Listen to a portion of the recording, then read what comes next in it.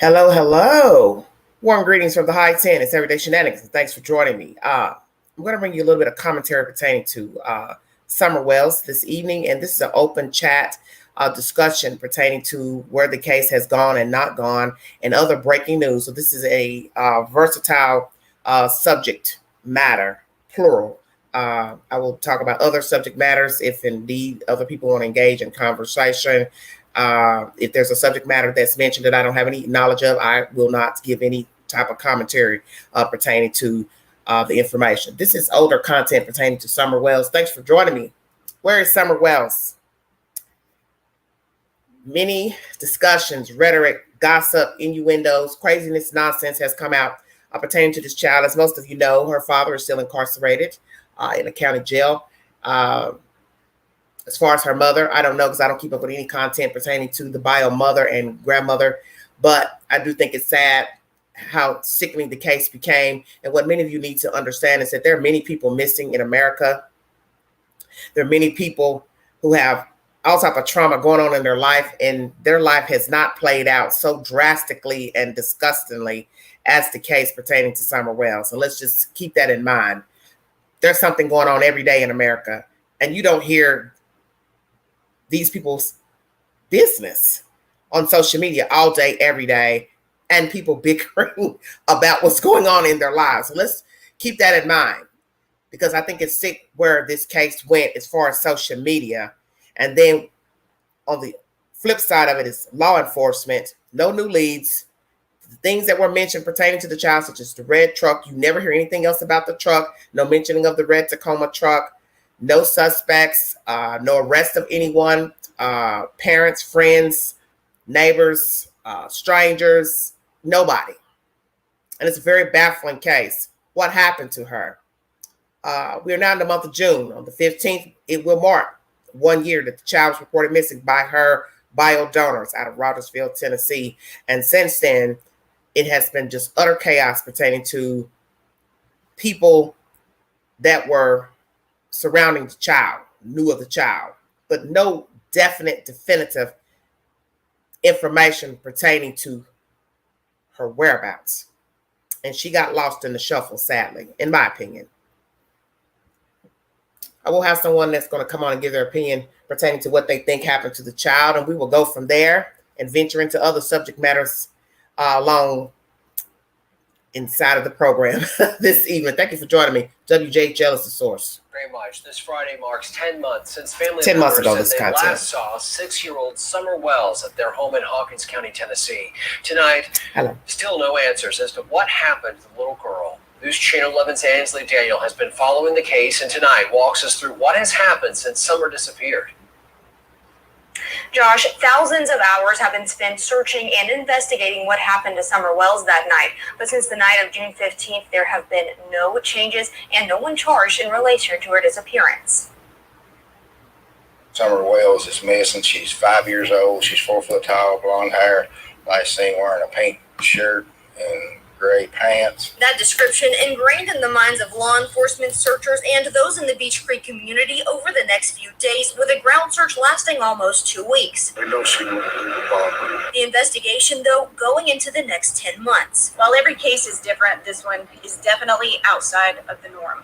Typically, in an investigation like this one, we have some idea of where the case is headed and what might have happened within a few days. On June 26th, law enforcement started looking for the driver of a red or maroon Toyota Tacoma. The following Monday, ground search operations scaled back, and Summer's mother spoke on camera for the first time. I yelled downstairs for her a couple times, and I didn't get no answer, which was unusual because usually she always answers me.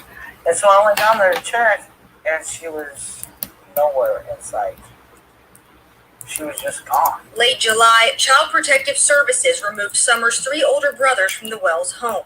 On October 30th, Don Wells was arrested for DUI and violation of probation charges. I have lost control. I've done stupid things, and for that I apologize. was. The day after that interview, the TBI said multiple search warrants had been executed and potential digital evidence was collected. In her mind, she's being interrogated. That's not interrogating you. She's trying to help you find your daughter. On November 11th and 12th, Summer's parents appeared on Dr. Phil.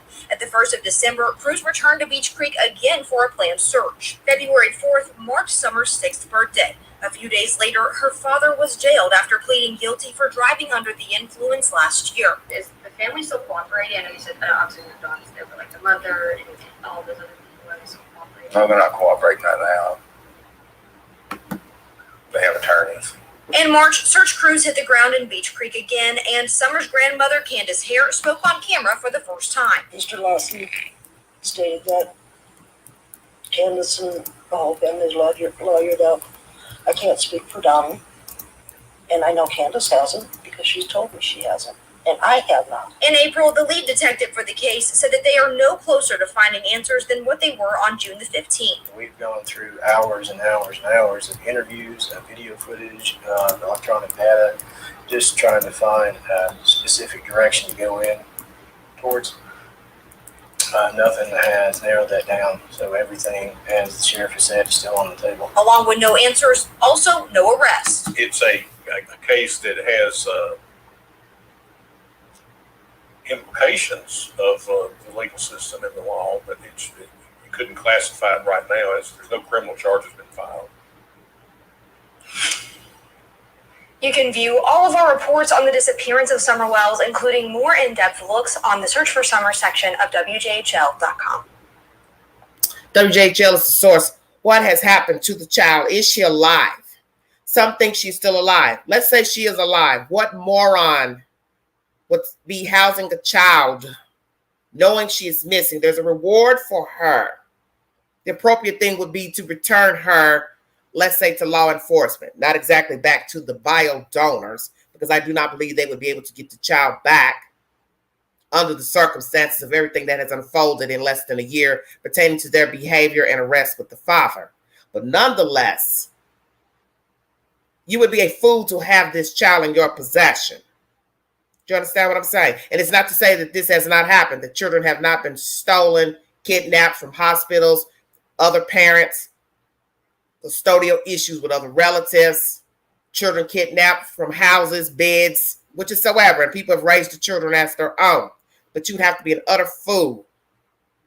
You would have been a fool then, you'd be a fool in this case. To be housing the child, raising the child as your own. And how would you register the child for school?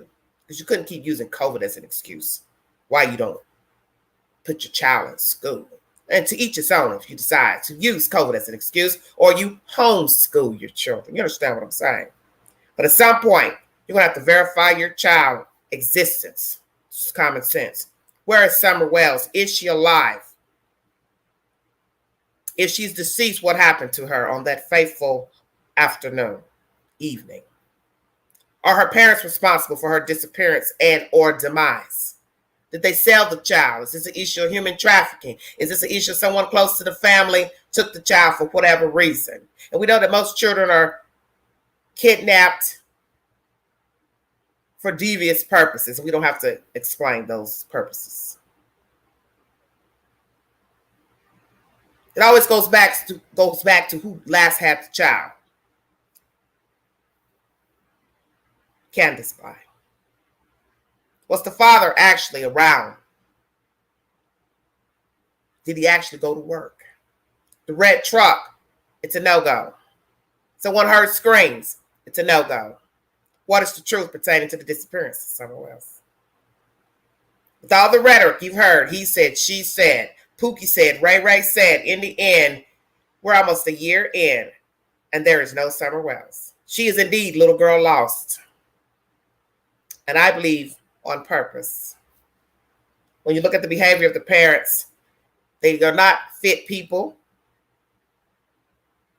And everyone will not live the same, walk the same, vibe the same. But when you act as if you don't care about yourself, you show that you don't care about yourself. There's no way in my right mind I would think you care about your children, because see, you don't seem to understand that You're an extension of your child. Your child's an extension of you. So you're walking around and you don't care about yourself. How the hell do you care about your child? You do anything for laughs and jokes, to be seen, to be heard, after the fact of the child being reported missing. And I'm to think that this child and children should be in your custody. And to my knowledge, the boys have not been returned either. And as I've always told you, they are also an extension of Summer Wells, her brothers. How are they doing? How are they adjusting to their life in foster care? What are the odds of those children being adopted? Because as I've told you, and most of you know with the stats, most older children are not adopted. People want babies, infants, personalities they can mold. They don't want children that can talk back. You understand? This is a devious case. And the sad part about, besides the child being missing, no information from law officials, the sick part of the family dynamics coming out to the public is the other people who jumped in and immersed themselves into the case and had no business, and still yapping at the jaws, bickering back and forth about a child you don't even know. It's idiotic. It'll be no different than me arguing about a man across the street. I don't know him. He's not my friend, so what am I doing arguing about him? Do you understand what I'm saying?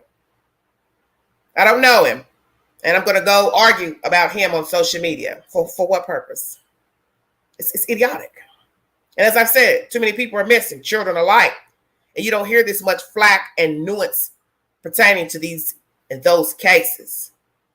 Why did everyone latch on to the little white girl missing out of Rogersville? You have to ask yourself that. Why? What's so special about this case that everyone wants to be a part of it and to be seen when you don't even know the child?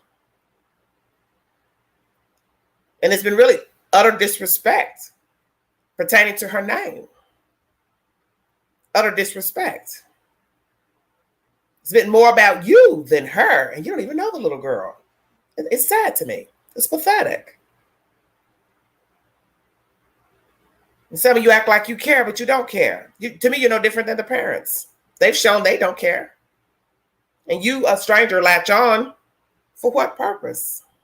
When you're not helping the situation, you're not actually helping to find the child. She's missing, allegedly. And the sick part of the story will be that she's actually not missing. She's no longer alive. And some of us do believe she is not alive. And it would be nice to know that she's alive. But as I said, if she is, what crazy person would keep her and not come forward to say, yes, I have the child. This is how I came to get the child. And in this sick merry-go-round pertaining to her. Thank you for joining me. If you'd like to donate to the channel, $ Big Angie, 129 Cash App. The link is in the chat if you'd like to hit the link to join. Please be respectful in your commentary. If not, there will be a removal process. Okay, thank you.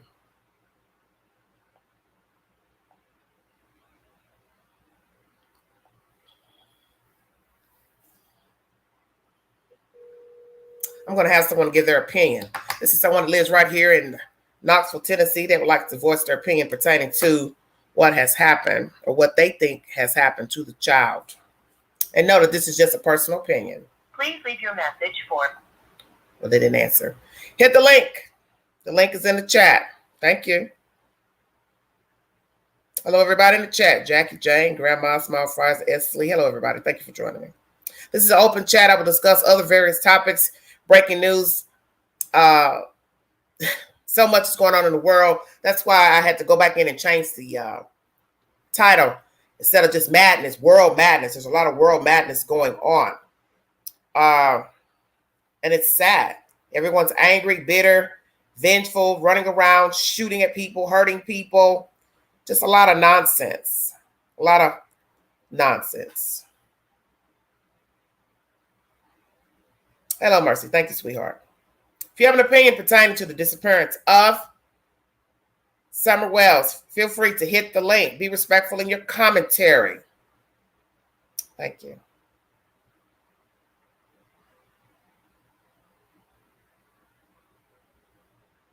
Hello, Tupelo. Thank you, darling. Thank you, honey. Thank you for the super chat.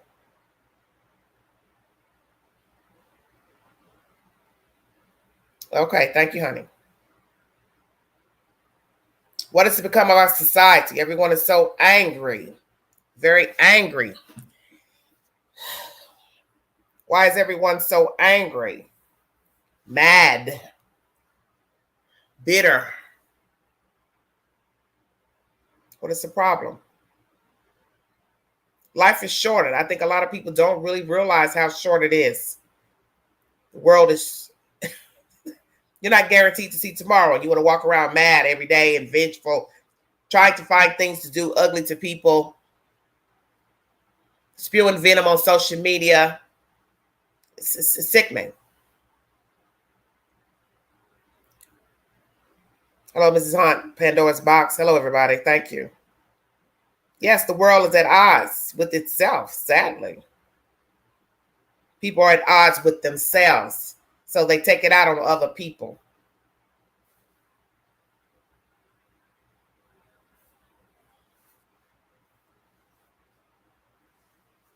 This is an open discussion.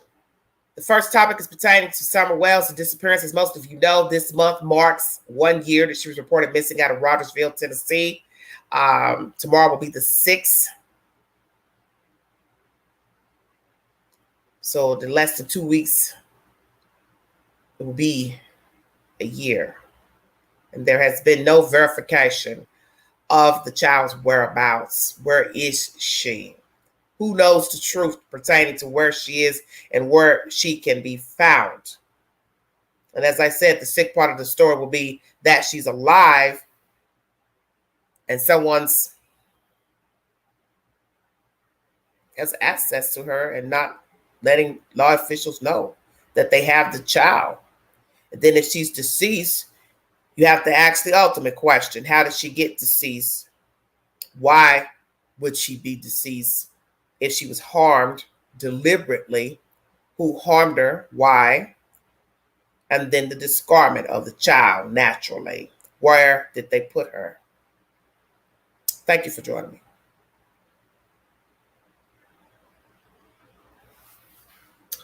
Well,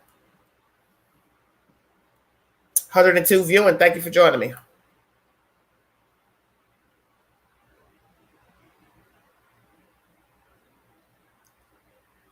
This girl.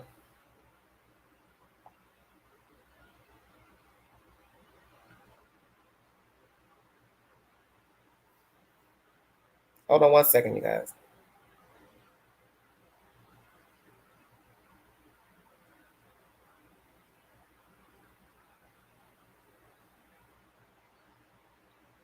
Hello?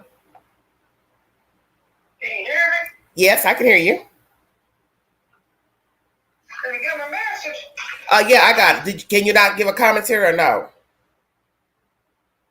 Girl, I am in the shower. What? Oh, Lord, have mercy. What you doing?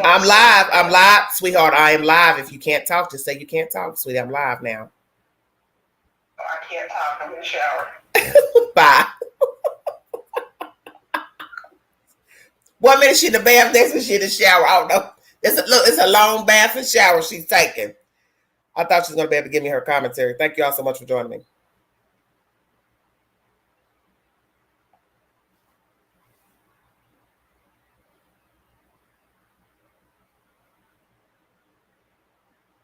Just a lot of madness. Very sad. I'm going to mention another story I found. Feel free to give your commentary at any time. I'm just going to keep it rolling.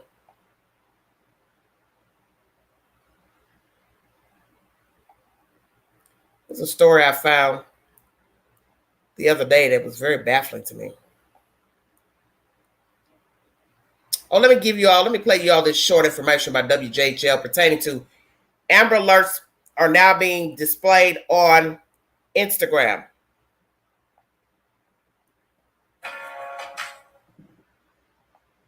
WJHL is the source. Thank you for joining me. We're trying to make sure that all eyes, whether it's on your telephone, to your example, or perhaps on Instagram or traditional television, when they see the Amber Alert, however they see it, they will be able to hopefully revealing a new feature designed to help notify users of Amber Alerts. Starting today, if a child is missing in the state of Virginia, when you open the app, you'll immediately see their information at the top of the feed. We're trying to make sure that all eyes, whether it's on your telephone, to your example, or perhaps on Instagram or traditional television, when they see that Amber Alert, however they see it, they will be able to hopefully report that they saw this person or this missing child and report it to local law enforcement officials. Speed is of the essence, and so what we want to do is make sure that every child is found just as quickly as possible, working with law enforcement officials. Hello, Jack. Again, we view this as an opportunity to really have even more eyes, raise even more awareness to make sure that that child is found just as quickly as possible. The Amber Alerts will be available in 25 countries. A similar feature has been running on Facebook since 2016. All right, that's WJHL. So now Amber Alerts are on Instagram. That is a wonderful, wonderful feature. Please take advantage of it if you can. I'm just going through my community posts to bring up information of things that were very baffling to me. Another story that I just found today, it's about a judge, Wisconsin, who had a hit put out on him by a person he had sent to jail for weapons charges. Very strange information. News Nation Now is the source. Now, and Tom, this former judge on a retired Wisconsin judge is possibly part of a bigger plot. John Romer was found shot to death in his home yesterday by this man, and now the Wisconsin Department of Justice is leading the investigation into the murder and the suspected killer. Washington correspondent Tom Dempsey joins us live now. And Tom, this former judge was not the only person. I'll show you a picture again. Hold on one second. Targeting. There were a lot of powerful people on Very that strange hit list. Yeah, that's right, Ruta Bay. Tonight, investigators are saying this hit list included the names of Senator Mitch McConnell, as well as the governors of Michigan and Wisconsin. And in just the last hour, we learned that the judge targeted in this case actually sentenced the suspect in this case 6 years ago to prison on a weapons charge. Hello, Lorraine. Believes he heard gunshots.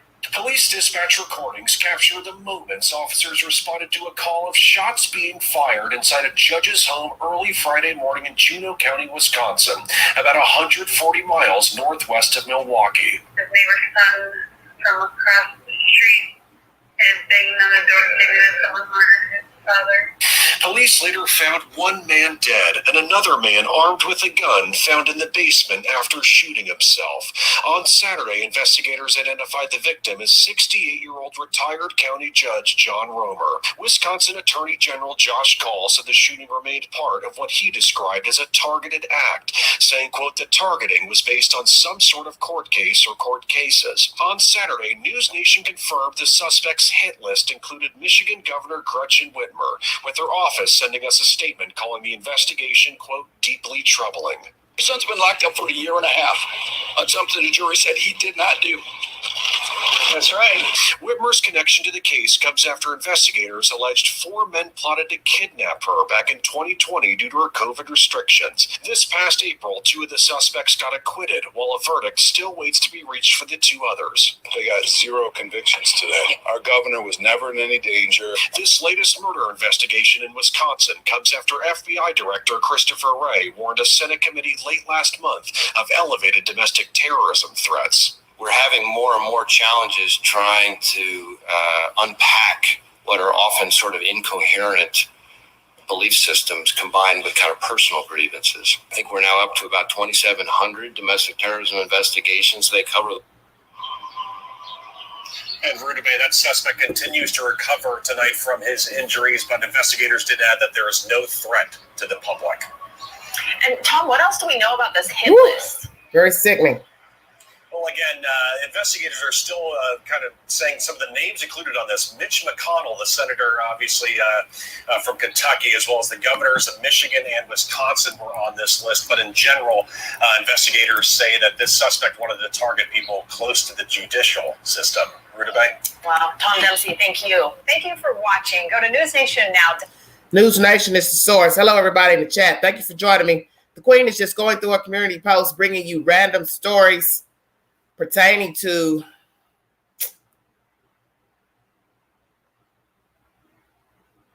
America.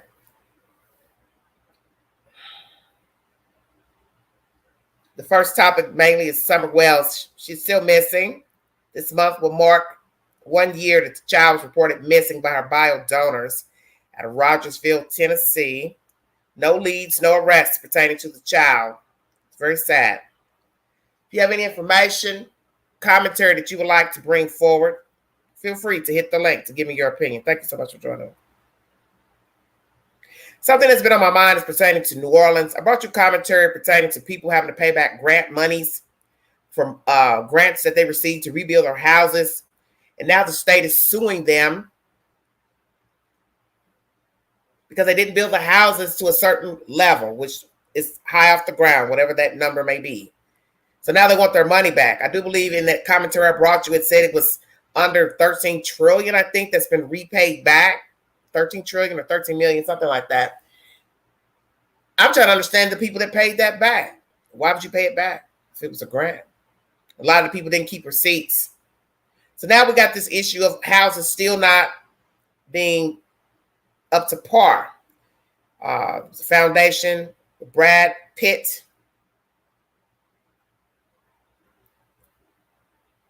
It's a very baffling story. The houses have molded. So naturally the people couldn't stay in the house. Someone has died from living in one of the houses down there in New Orleans. And this is troublesome to me. It's bothersome to me. It's been on my mind the past couple of days pertaining to people living in molded houses, cheaply built houses. And I think that's what happened. He had a foundation. They had money, raised a lot of money. They found people to build the houses, and the people built the houses with cheap material. They probably gave an estimate of what it would cost to build the houses, but possibly bought cheap materials that were not quality and built cheap houses, put them up quick, and now the houses are molding. And people are now becoming sick and dying from living in those said houses. Then on the flip side, we have the state of Louisiana suing people for grant monies they gave because they didn't adhere to the guidelines of building the house high up off the ground. So now they want money back that they allegedly gave that's supposed to be free money. I always thought a grant was free. And naturally, the people didn't keep receipts to that issue of getting the house built. Probably didn't feel the need to keep receipts. Maybe they didn't read the fine print. I don't know. Was the fine print actually read to them properly? That, hey, when the builder builds the house, it's got to be so many feet off the ground. If not, the house can't be built. So my thing is, then somebody should have been regulating that, whoever was giving the money. Whoever was giving the monies, the state, the grant. Seems like there would have been somebody in that loophole would have been circumnavigating the process of the houses being built up to their standards. And if it didn't meet the standards, then you would have told the builder / homeowner, hey, we're not going to appropriate any funds because it doesn't meet our criteria to give you the grant monies. So now you fast forward many years later to say now you want the people to pay the damn money back. It's very baffling to me, and it's disturbing. 3 years ago, this is NBC News. Is your home just as hot inside as it is? Sorry about that. I always got these commercials. Can't get away from them. Many residents say the organization has not. This is it. Oh, look at this part. It's starting to come apart. That wasn't there when I was living in. And there's a lot more visible mold now too. The siding is starting to crack here. You can actually see. Look, this is supposed to be a 7-year-old home. Stop asking me, hey, what's going on with your Brad Pitt home? How do you like it? Oh, it must be so cool to live in a Brad Pitt home. And in my mind, I'm like, it's not. It's awful. I hate it.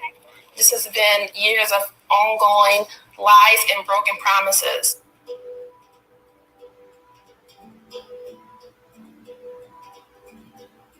It's been 13 years since Hurricane Katrina ravaged parts of New Orleans. But for some residents of the lower Ninth Ward, the area hardest hit by the storm, recovery never came. Everything I ever owned, I lost in Hurricane Katrina. All of my childhood memories, all of my pictures, toys, my clothes. This coming back, I cried. I cried for my community. I cried for myself. I could not wait to get back into this neighborhood. When I first came back to the city, I had no thoughts about moving back to the Ninth Ward, but I really wanted to come back to the city. So when Make It Right came to me with the opportunity to move back, I was so excited about that thought. In 2006, Make It Right, a nonprofit founded by actor Brad Pitt, announced plans to build green, affordable homes in the lower Ninth Ward. 150 homes is our goal to begin with. Pitt raised millions of dollars, solicited designs from famous architects, and brought attention to a community in need. But Make It Right's homes were not free. Kamaria Allen bought her home in 2011 for $130,000.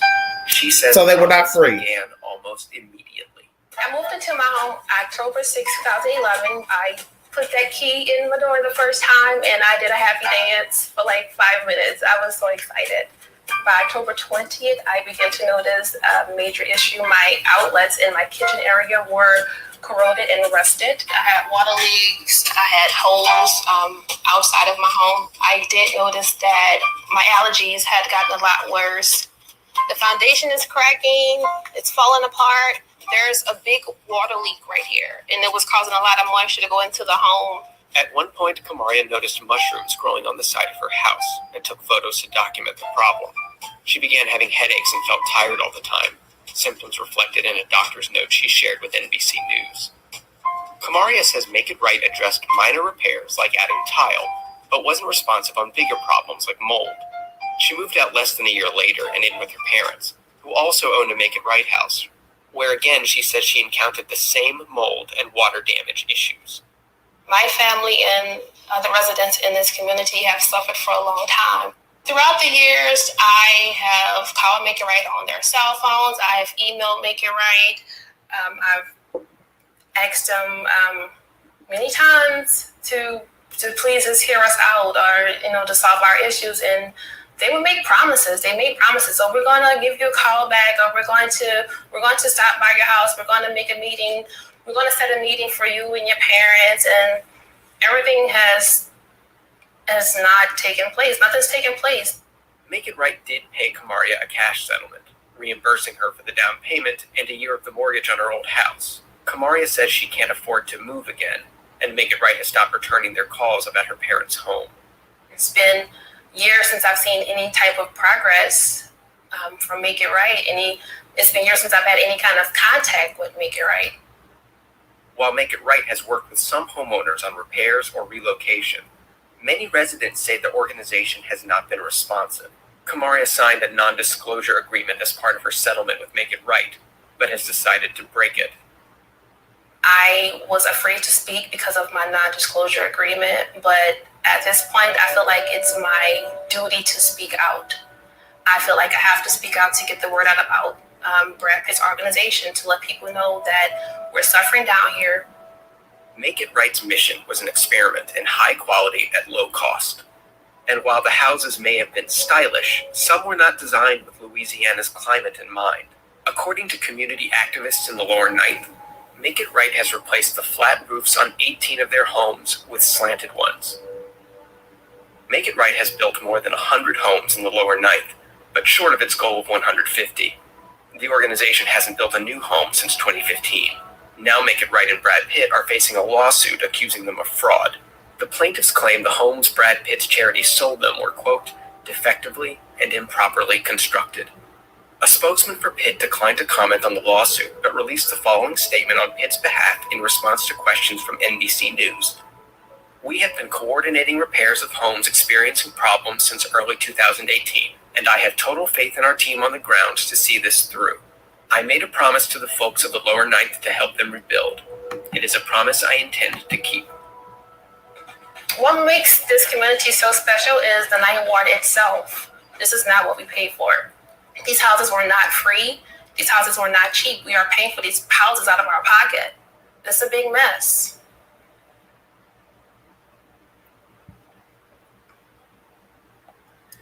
NBC is the source. So Brad Pitt has this organization. I don't know if he's still affiliated with this organization or not. They have stopped building houses since 15, unresponsive to some of the homeowners. And as you know, that is a very wicked climate below us, Tennessee. A lot of moisture. When you're dealing with swamp land, that is all Louisiana is, a swamp. So you're going to have moisture coming up rapidly, daily, even with hot weather. No rain, won't matter. You still have moisture. Do you understand? And moisture causes mold. Did they use cheap materials? Did they hire contractors, builders who use cheap materials and didn't use appropriate materials to build the houses? Obviously. When you start having more than 1, 2, 5, 10 people complaining, you're going to have a problem. So you have to know how to build a house. So that's why it's been recommended to build the houses up so they won't touch water and moisture coming from the ground. And yes, below sea level. That's what was said about the building that fell not too long ago in Florida.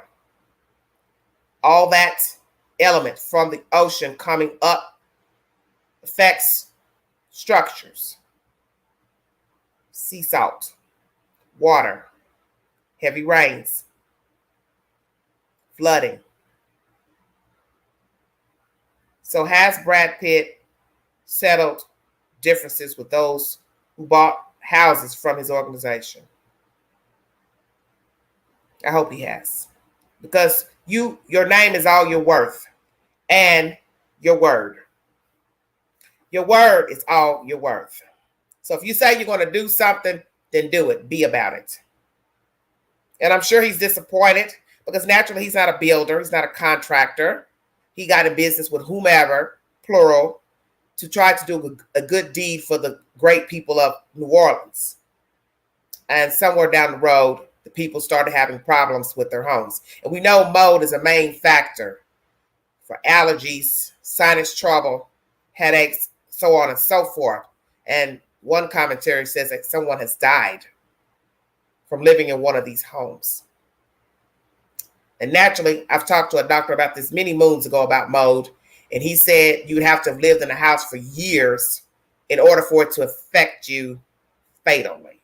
But still, nonetheless, if you're living in a house and don't know that there's mold inside of the walls, you're still damaging yourself, not knowing. And you can smell mold. Most of you know that. Mold has its own distinctive odor. And yes, it's going to start around baseboards, doorways, the ceiling. Restroom, usually see it around, tub, inside the tub. And when you see black mold, you already know you're in trouble. Do you understand what I'm saying? You're going to have to tear all of that out. Because my thing is, how much cleaning can you do to try to clean black mold? Everybody knows it's time to chip away at the wall, the structure, and replace it. So I pray that these people have gotten a solution. But as I said, this commentary says 2015, the organization has stopped building homes. Prayers to Uvalde, prayers to Tulsa, and prayers to the 5 people who died from the fugitive that was on the run.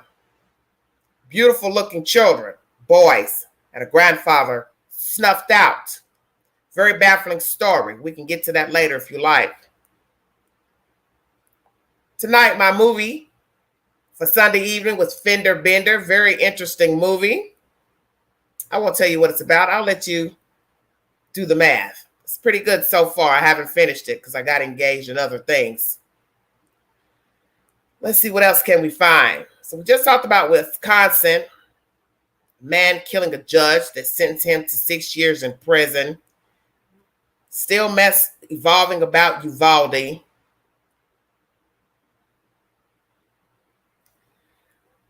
On my community post, I do have information from News Nation that's about 16 minutes long pertaining to the Brad Pitt situation. Trying to see if I put anything else new up here. Hello, everybody. How are you? Hello. What it is? Hi. So much going on with Uvalde. I've never seen a case of just crazy nonsense. Hello, Benita. How are you? Thank you all so much for joining me. This is a various topic live. The first topic is about Summer Wells. As most of you know, she's still gone. Where is she? And also open topics this evening of breaking news. Everyone's bitter, mad, angry right now. I don't know what's the problem. Everyone's lashing out, getting a gun.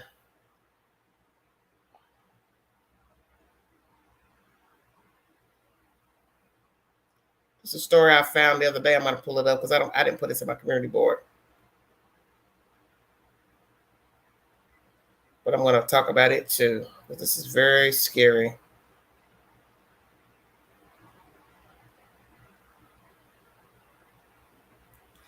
WREG Channel 3 is the source. Victim, gunman identified in Mississippi Amazon shooting. Update uploaded 1 day ago. Was afraid of the man who ultimately killed her and had tried to get help.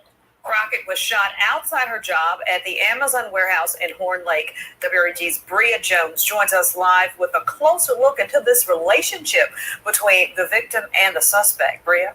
Well, Greg and Stephanie, police say the victim and the suspect knew each other through their employment at Amazon. We now know just yesterday the suspect was served with a protective order for stalking the victim. One by one, cars filing out of this Amazon warehouse parking lot in Horn Lake after a fatal shooting. I heard like 2 or 3 of them, but it was real quick, crack. Next thing you know, I'm hearing from coworkers and whatnot that, there's a young lady dead in the parking lot. Horn Lake police identified the victim as 44-year-old Ebony Crockett. Her brother, Larry Crockett, tells WREG she was a loving light. Very traumatic. We're just distraught. Detectives say she was killed by Corey Brewer, who was shot to death by Memphis police officers hours later. The victim's family says he was calling them minutes before he died, claiming he was on the way to Marjorie to take care of business there. His last call to my brother was about 3:01. He had made threats that he was coming here to kill me and my brother. Crockett says he never met Brewer, but the two started dating shortly after their mother died last December. Dealing with his behavior, I felt like something like this could happen, but I didn't think it would. WREG obtained this no contact order filed in Boise County. It was served yesterday, ordering Brewer to stay away from Crockett's home in Marktree and stay away from the job. The protective order, which was originally filed in May, also orders Brewer not to possess any weapons, rules the killer failed to follow. She tried to get away in a nice way, the nice way that she could, but you can't reason with a fool. If she was here to stay, she would say, look here, run, get the police involved, don't try to protect whoever it is. The warehouse does maintain security on the grounds, but the property is not fenced or gated. It's unclear if that will change in the future. Amazon says the location will be closed until Sunday. And in our effort to find more answers, we heard from members of Brewer's Church, and we're told he was just recently baptized. Live in the studio, Bria Jones, WREG News, Channel 3. Sadly, that may raise more questions than answers. Bria, thanks. Amazon released this statement that reads, in part, we're heartbroken by this violent act, and we extend our deepest sympathy to the victim's family. This video. Ebony Crockett, no longer alive, killed by an ex-boyfriend at her job at Amazon in the parking lot. No gate, no fence. Business was closed up until today. They will reopen for business tomorrow. Nowhere is safe. School, church, job, home. Concerts.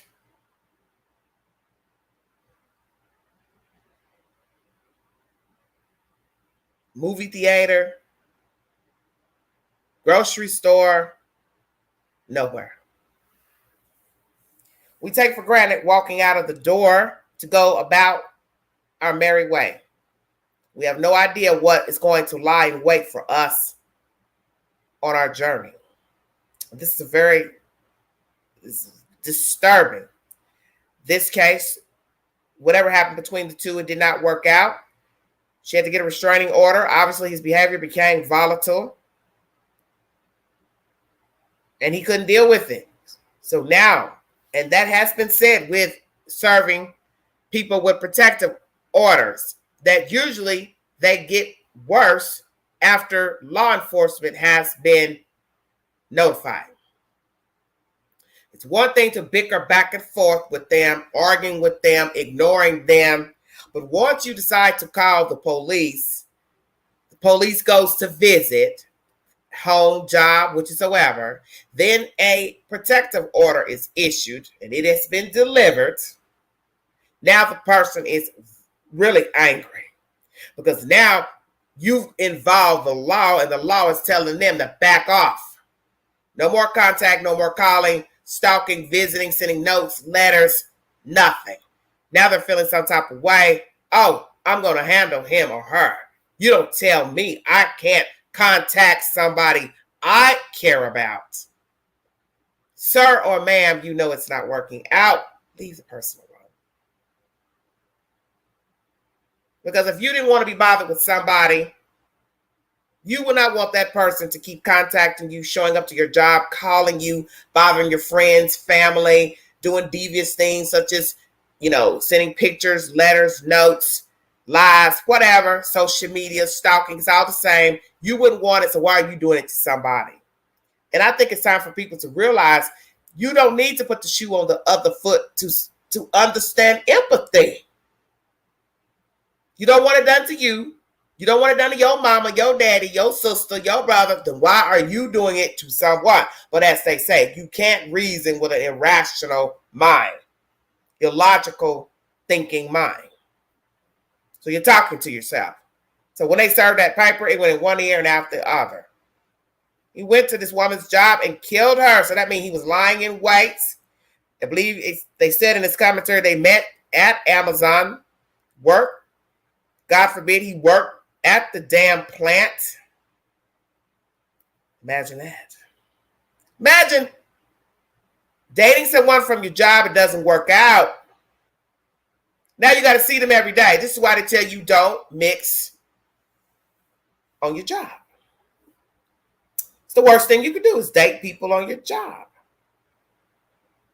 Date people where you live, apartment complex, condo. It's all the same. Because now you got to step over them every time you come and go. Who wants to step over somebody at their damn job? You got to be able to work. You got to be able to concentrate. You don't want to be there ducking and dodging, worrying about what's going to get out, what's going to be said, who's going to be passing gossip information. Same thing with your home. You got to have a peaceful existence at your home if that's how you rock. Now you can't go in and out the door. You got to worry about stepping over Peter, Paul, Dick, Mary, because you then slumbered with them, had some type of dealing with them, and now he, she, or you is feeling some type of way. The old saying, you don't SHI where you eat. Exactly. Got me a little nosy fly flying around. Sorry about that. But you understand what I'm saying. It's dangerous to mix business with pleasure. Everybody knows this. That old saying, you can't help who you love. Yeah, sometimes you can. Because a lot of times we get little messages that tell us that what we're doing is not proper. They're not the right person for us. But we tread forward anyway. Hard-headed. Oh, she acts a little possessive. Oh, he acts a little possessive. Oh, they got a little sharp tongue. Oh, they're a little mean, a little rough around the edges. They don't seem too caring. They talk about themselves all the time. Me. They're always this or that, big and bundled, whatever the situation is. But you tread forward anyway until that worst case scenario where you're caught up and you can't go back. And then you look back in hindsight and say to yourself, I saw signs and I pressed forward anyway.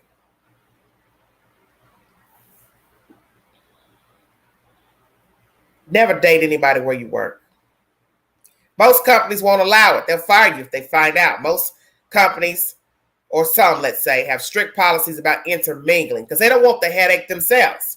Because they know things can jump off. Now we got to sit in a room and decide who's telling the truth about he said, she said. That's why you don't do it. Because in the end, you don't know people. And do you really want people gawking at you at your job, laughing and bickering and making up jokes at the water cooler about you and Bob messing around?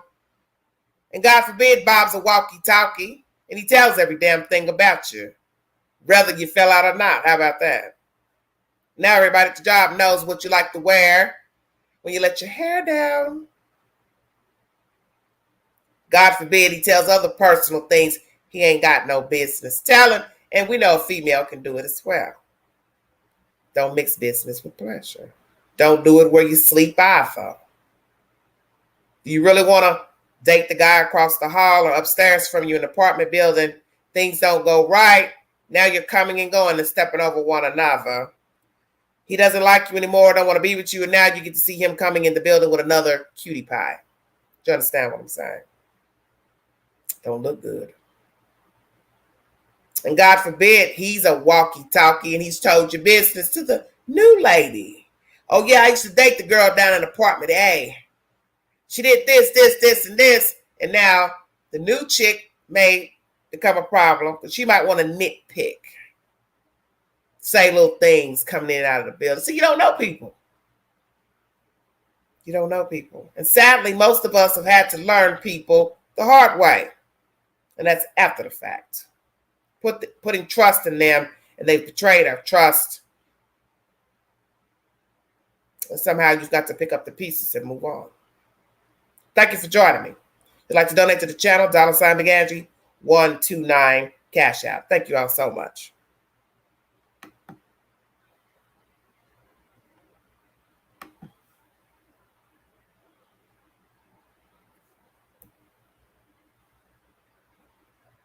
Uvalde. The district attorney decided not to speak either. Boy, what a mess.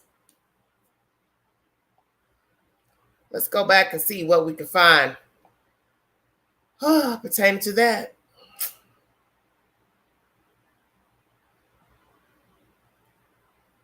CNN is the source. It was uploaded 2 days ago. Thank you for joining me. What a marquee. Now everybody's being mum. District attorney not talking, mayor not talking, police chief missing in action, but just got a new post on city council.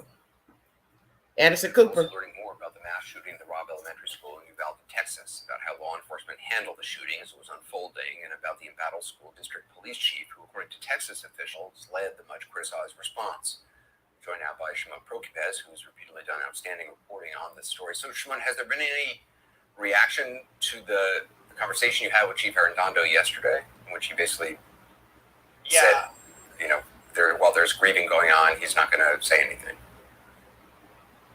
Yeah, no, Anderson, there's not been any reaction. You know, certainly officials here are not responding to anything. Of course, there was the idea, he said, that he was cooperating with investigators, which investigators say that's not the case. He's not returned their calls. But there's a complete blackout right now on information here, Anderson. So we have not been able to get any kind of reaction. He really hasn't been seen here on the streets. He was home early this morning, but certainly there has not been any kind of new information coming from him or anyone surrounding him, Anderson. It's something been just listening to the police in Tulsa, who on the day of the shooting gave out very detailed information about when the calls came in, what happened. It's really stunning when you look at that press conference and then you look at a week later how little we still know about what happened in Uvalde. I know you tried to get answers from the county district attorney today. Right, and that's the thing, Anderson. Having covered these, sadly, so much at this point, you know, there's a process here, there's a procedure, and law enforcement officials here are not following that. And so as part of our hunt, really, for answers, we were told that officials here are no longer allowed to publicly speak about this case. They're not allowed to answer our questions, and because the DA's office is now part of this investigation, and the DA here has told them not to talk to us. She said refer them to us. So we went to her office today to ask her questions.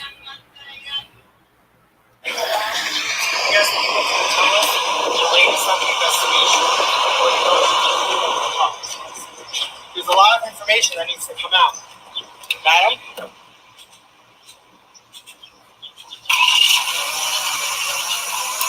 As you see, she was escorted out by a law official. Why is that?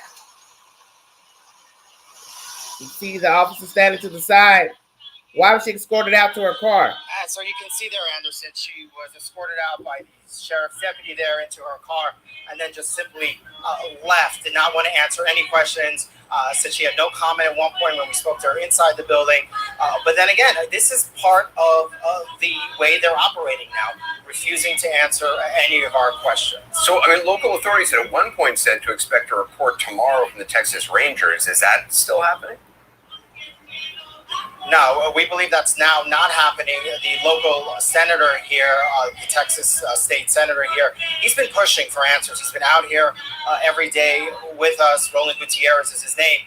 He was hoping for some kind of information to come out tomorrow from the DPS. He was asking for just some basic information about officers that were in the building, how many and where they were. Well, he was told today, according to him, just sometime tonight, he was told by DPS, by the head of the DPS, the man who is in part running this investigation, that he was told by that DA that he cannot release any of the information that the Texas state senator is asking. The irony thing is, Texas Governor Greg Abbott, Ted Cruz was, made sure to stand right behind Texas Governor Greg Abbott at that press conference where they were giving out facts and information, and he was going to say just the facts, and a lot of that stuff just wasn't true. That we now know what he said, and he seemed to have been duped by it as well. It's amazing that he hasn't I guess he doesn't want to get anywhere near this publicly until there's a report out. But it's amazing that he hasn't come out and given new information, or that nobody is. Shimon, I appreciate all your efforts, Shimon Prokupez. It's not easy. Dad! CNN is the source. Why is the district attorney now involved of Uvalde? Will there be criminal charges brought forth? Allegedly, the Justice Department was investigating. This was not a criminal investigation. So why is the DA involved? Why is she being escorted to her car by a sheriff's deputy? For what reason? Is it because so many people are calling trying to demand answers, information? She feels threatened to walk out to her own car? Guess what, DA? They're going to find out where you live. So if you're worried about coming out from your job, imagine if they found out where you stay. They do have Google, A lot of information is public. You're using your government name on your bills, your address. Stay woke. So they know where you stay. Unless you live outside of Uvalde. Still can find you. Just saying. So the mayor hasn't said anything in over a week. Now the DPS can't say anything. And the chief of police has been missing in action, but he's been now given a new post on the city council. How nice. Hello, Maxine. So chief of police ain't talking. DPS can't talk now. Mayor's been a no-show, not saying nothing. And now the district attorney can't talk, but now she's involved. Why? And people are curious to what the hell happened in that schoolroom. And as I was looking for commentary pertaining to this the other day, voila, what did I find? Picture of the door. It has handles on it. The said door where the gunman went in gallantly to his death after taking the lives of children and teachers. So that door has handles on it. For those who were curious, such as myself. Very interesting. Prayers for Uvalde. Well, What else do I have on my community post? 5 victims killed in Texas from a fugitive. Monkeypox. Are you all concerned about monkeypox, or you just think it's no big deal? I found some information from WJHL. It's uploaded 5 days ago. I'm going to play that commentary. And you can tell me if you think it's no big deal or not. But just remember, this attitude that you're going to hear in this commentary is probably the attitude that many had with COVID. Well, it's over there. It ain't my problem. It's over there in China. I don't know. Don't care. I ain't over there. I don't know nobody from China. I don't know no Chinese people. I don't give a damn. Until, voila, magic, day for day, month for month, COVID made its way to the United States from China, Europe, United Kingdom, so on and so forth. And it made its way to Hawaii, then California, Washington State, Oregon, and on west, Midwest, South, East, North. You get where I'm going. And still there's some people who feel it's manufactured. The government aided the Chinese. The Chinese did this, to do that, which makes no sense to say they tried to do it on purpose to kill Americans. It was made in China, allegedly, so you say. So how would it have benefited us? We weren't over there, except for people who are American living abroad.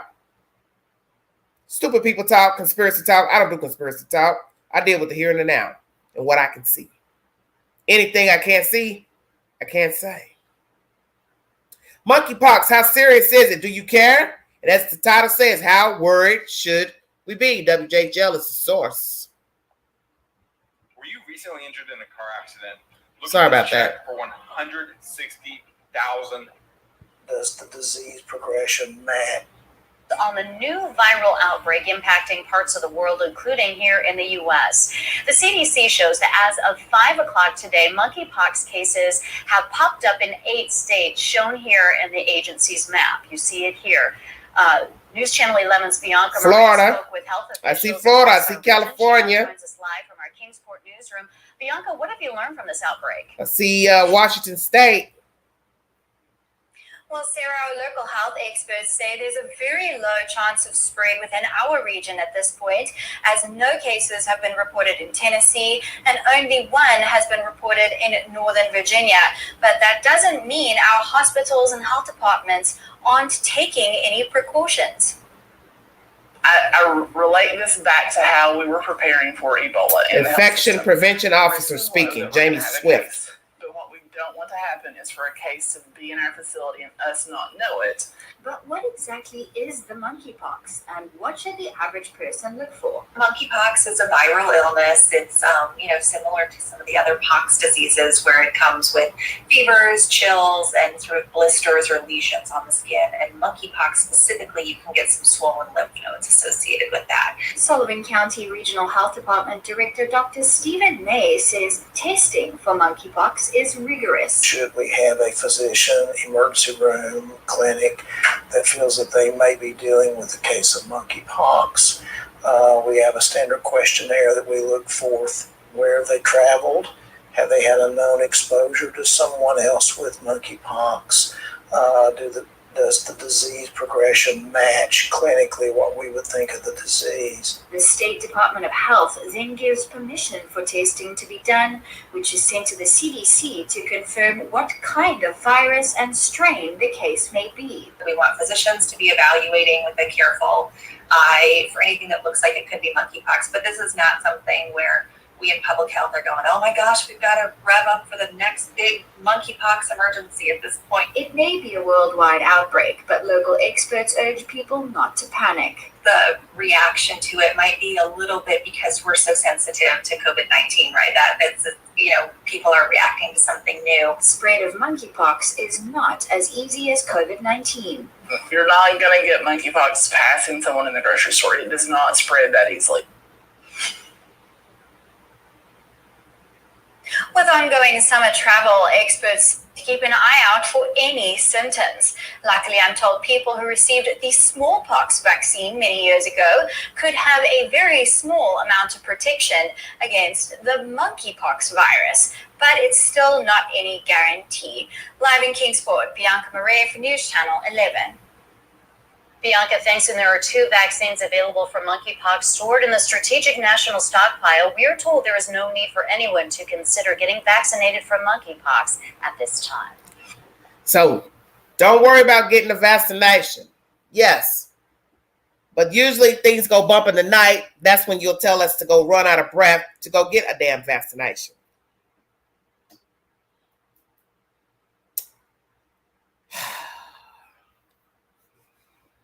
Are you concerned? Because they said here in this commentary that it's not the same as COVID, catching COVID. COVID, you can catch easier. Well, my thing is,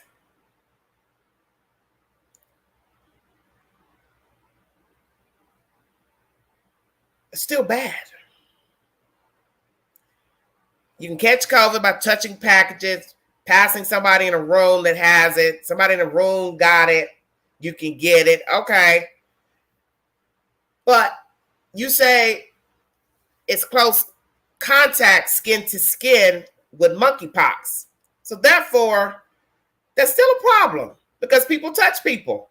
People touch their children. They touch their loved ones. They touch their mates. People are now shaking hands. I shook someone's hand this weekend being out. And I had to tell myself, I don't want to touch this person's hand. It's nothing against the person. I don't want to touch your hand. Because that is how it's spread. You also can get syphilis from skin contact from hands. I remember they had an outbreak of syphilis many years ago in Knoxville. And it was scary hearing that skin-to-skin contact is how you could get it. So the monkeypox to me is the same. I touch your hand, open your hands, we're locking hands, shaking hands. Okay, fist bumps, all the same to me. Okay, it may start in the inside region, but who's to say it doesn't migrate to the top of the skin? I don't want it. But who wants any of this stuff that's floating around? We have an array of stuff that's airborne. And the reason we have these diseases is filth, contamination, cross-contamination. Something crossing path with fecal matter, urine. This is why you have to be careful the things you touch, such as your face, your skin, your eyes, your nose, your mouth.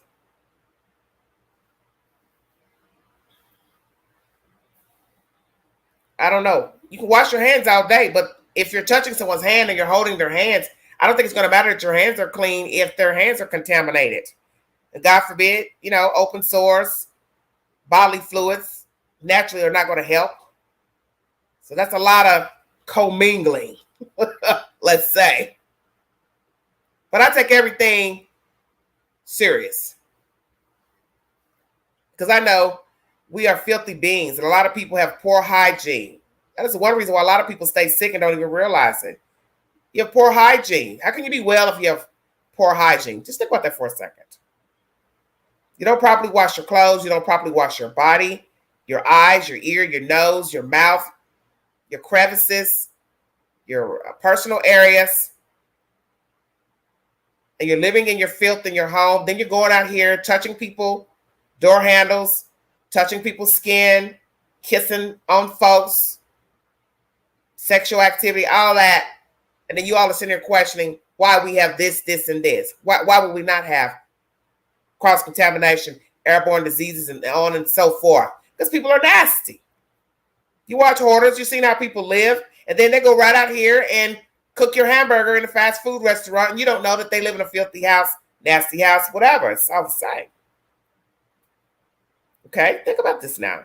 People who don't regularly wash their hands, they're kissing and touching on people, holding people, children, kissing babies in the mouth, all that type of foolishness. Because when you go to a restaurant, you don't know how the people live that are working in the restaurant, okay? The waiter, the waitress, the person cooking the food, the person prepping the food, The person putting the food in the bag, it's all the same. You're touching all of that. Outside of the bag, you're touching the container. Somebody's touched all that. Somebody touched it from the plant to put it together. Somebody put it in a box. Somebody unloaded the box. Somebody opened the box. Somebody pulled the container out. Are you following what I'm saying? Out of the plastic. It's all the same. And you don't think about that when you're touching things. Going in the store, touching dresses, clothes, coffee maker box. It's all the same. Picking up a shoe, trying it on, putting it back in the box. Somebody else has touched same box, same shoe, tried it on, put it back in, say, whoa. Opening doors. My goodness, you know how many people touch the door handle going in and out of work or the job? Yeah. Pumping gas. Very nasty. How many people touch the nozzle to pump gas? You get in your car, you touch your door handle, steering wheel. Rubbing your face, your eye, all that.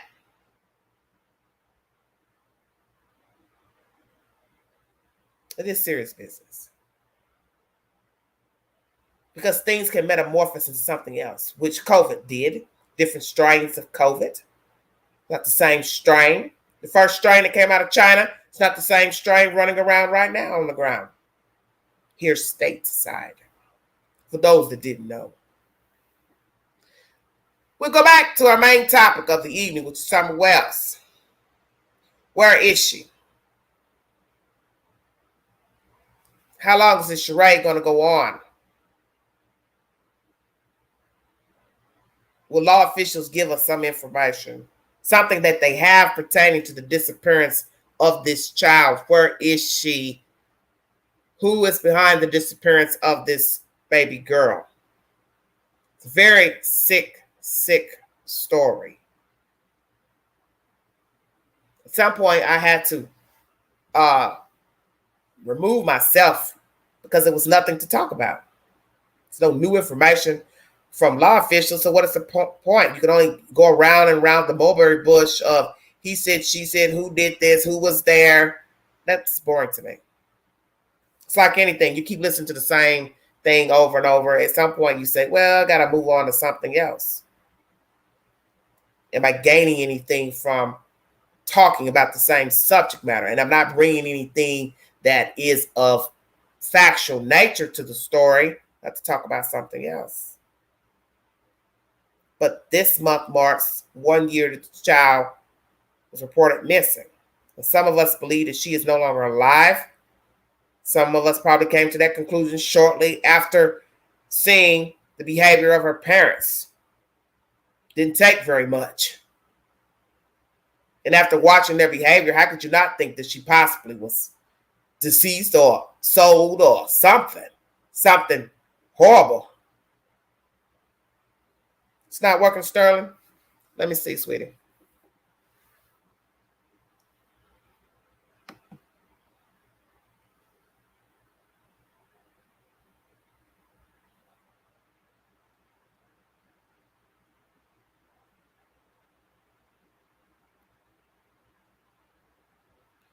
I don't know why. Hold on 1 second. I'll drop it again, honey.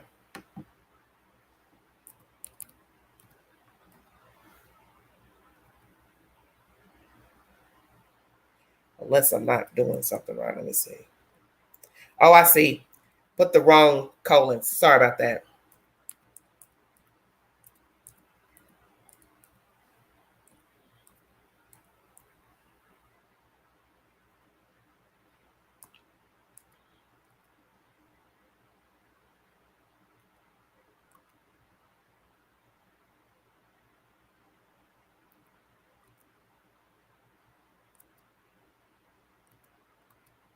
See if this works, dear. I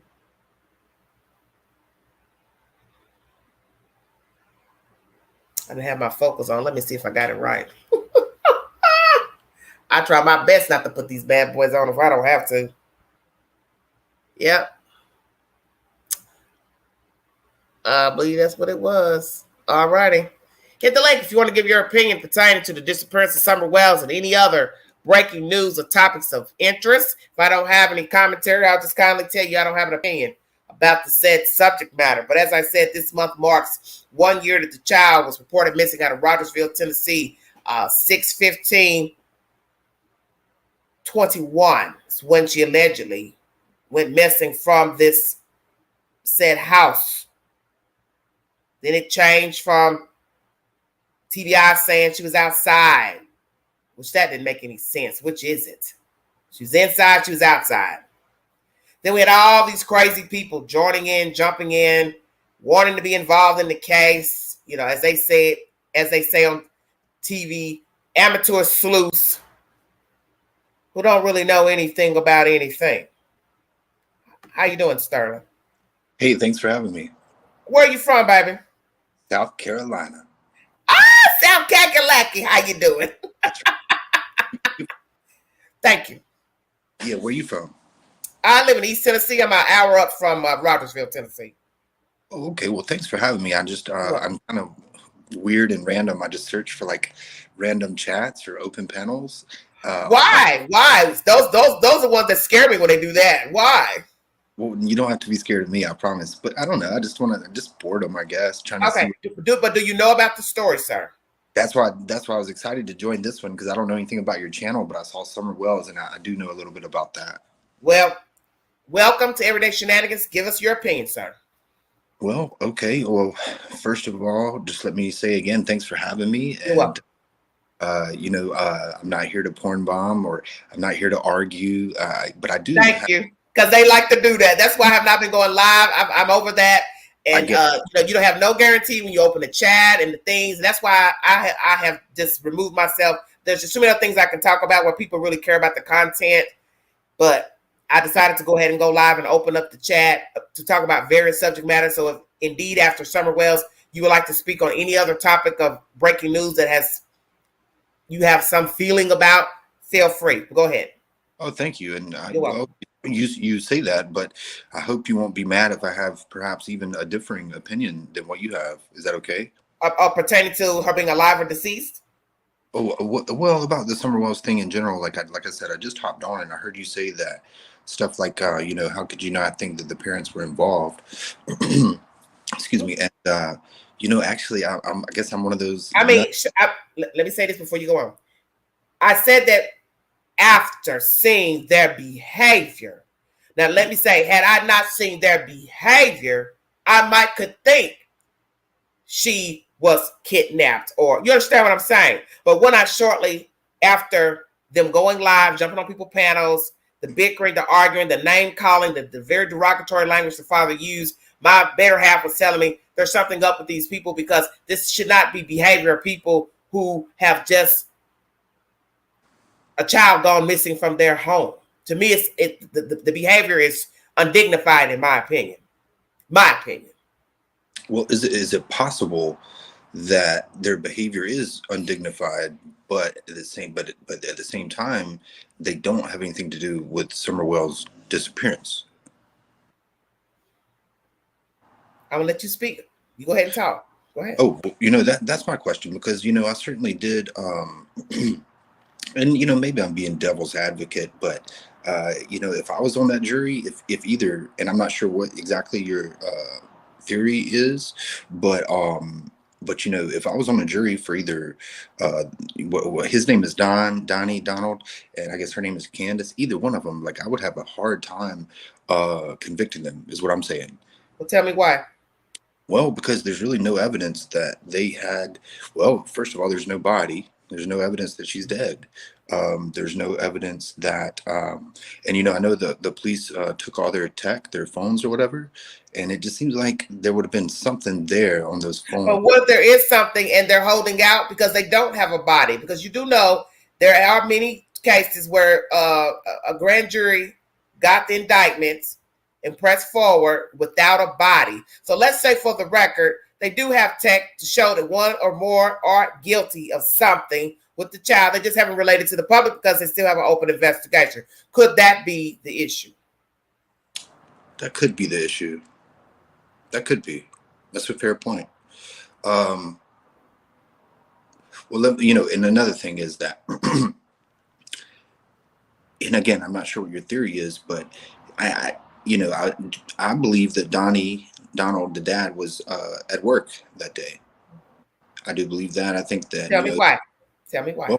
Well, from what I hear, he has witnesses. Multiple people saw him at work about an hour away. I'm not as familiar with Tennessee as, of course, you are. But from what I understand, not only that, but like they got it. They took his phone, so they know they can trace his phone and where it was at that day. Not only that, but like he's got that GPS system in that new car, and they can trace that where it went. Not only can they trace where it went, But allegedly, she had the truck that day. He did not. He had his own work truck, allegedly. That day he took the Subaru to his work site, the new car. Oh, the Subaru. Okay, I don't know why. Okay, that's right. She used her mother's truck. Yeah, which I forgot. I'm sorry. Yeah, no, that's okay. I'm not coming at you, by the way. I just like. No, you're fine. Hey, let me tell you something. I'm an old pro at this. It will not matter because my thing is, everyone is entitled to his or her opinion, and that's why a lot of us got wrapped up into a bickering and arguing with people about their opinions pertaining to Summer Wells and who did what. But in the end, law enforcement knows way more than what we know. And I've learned from dealing with and talking about Cal City, we knew absolutely nothing.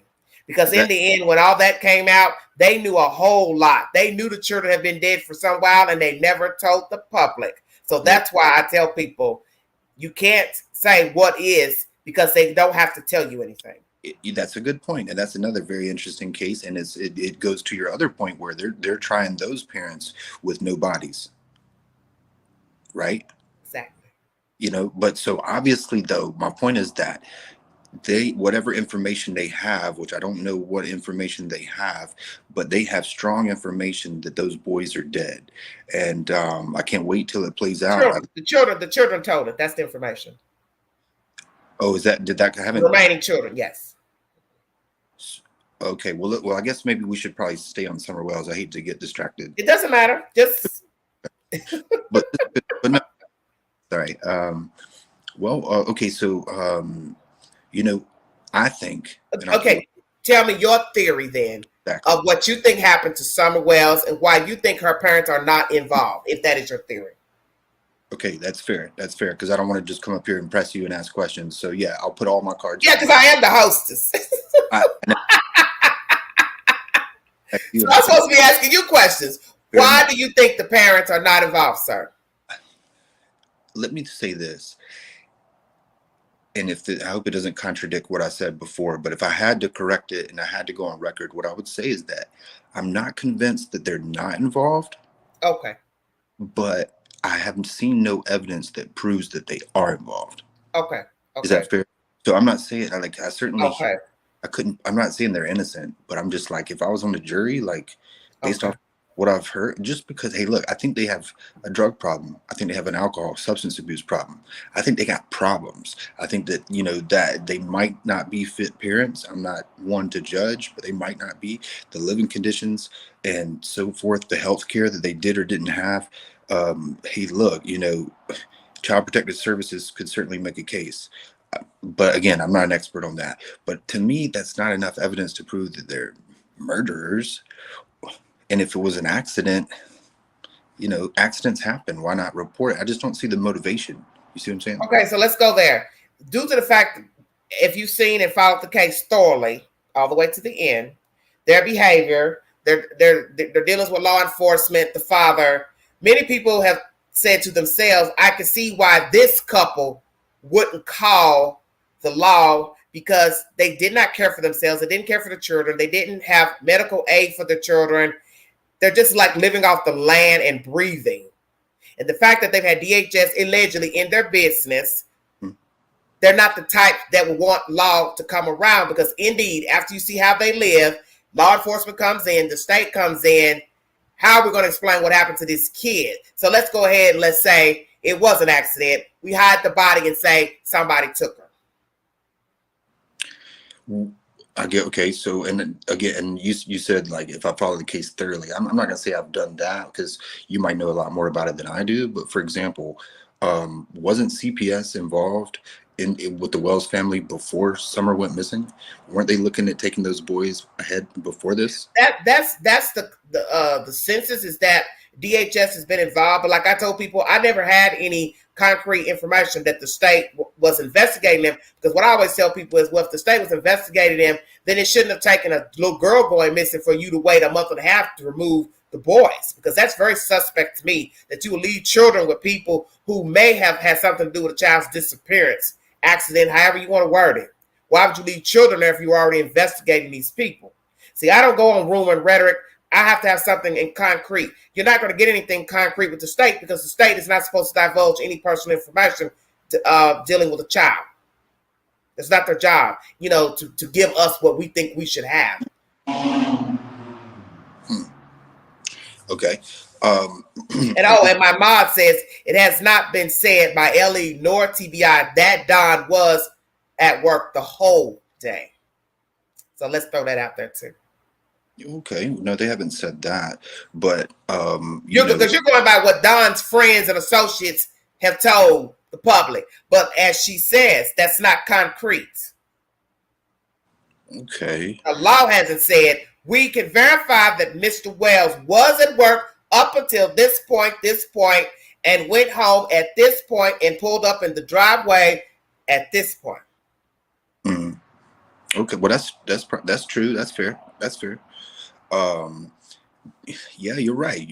And if it turns out that he eventually gets charged, and then when we look at the GPS on his car and it conflicts with his story, well, I'd love to see how that plays out too. But I think that I believe that, and that's a fair point, but I believe that if what they saw on his GPS on his phone and his vehicle conflicted with the story he gave, I think they would have charged him.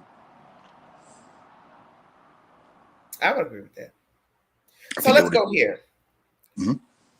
What do you think of Candace's role with the child? Since the child was with her all day, and you look at the odds of a child going missing when they were with the said parent all day, and the other boys were left home alone. What are the odds that child that was with the parent all day would go missing once the mother has returned home with the grandmother and that said child, when other children were left alone at the said residence? It's shocking. It's hard to believe that someone would just potentially even just come into your house and take your child. Yet, and that's what drew me into the case. And I've studied it thoroughly, and I've looked at it so many times. I'm like, which one of these people are lying? And are both of them lying? Are they both in on it? Did they sell her? Did they kill her? Tell me which one you think is more of a culprit than the other. Well, I guess I would be more suspicious of Candace because she was there. She places herself there all day. Yes. You know what I mean? And Don, at least, according to him, was not there. So I guess I'd have to be more suspicious of Candace. But also,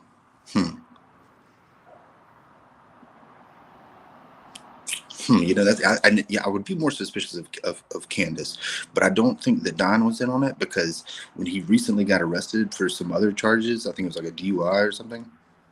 Yeah, I think right then and there, if he had dirt on Candace, he'd have spilled the beans, so he didn't have to get locked up. But what if he felt like, if I tell that Candace did this, she will implicate me some type of way? Well, I guess that's possible, but like if he was at work like he said he was, I don't think he could be implicated. Okay. Mm-hmm. I think someone abducted them. If I had to guess, if I had to say it, I think. Why would you say that? In the middle of nowhere, because I don't know if you're familiar. To me, it's no different in South Carolina. All the states are the same. When you're ducked off back in there, the odds of going up that driveway, it's broke up. You've heard people say how broke up the driveway is. It's very dangerous to even get your car up there. A standard car is not getting ready to even go up there properly. You understand what I'm saying? I do. So then you got to navigate up there. You got to know where to get the child. You got to know that the child is there, first of all. Go in undetected. Yes. The odds are too great that it's a stranger. I would agree that the odds seem. In my opinion. Yeah, that's fair.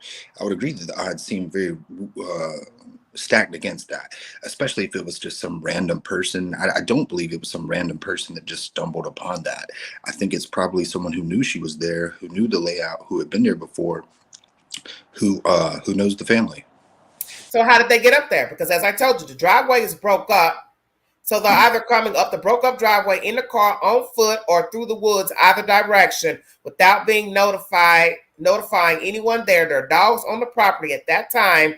How is it that someone, stranger or not, dogs would not bark to alert someone in the house that they have company outside? Okay, that's a fair question too.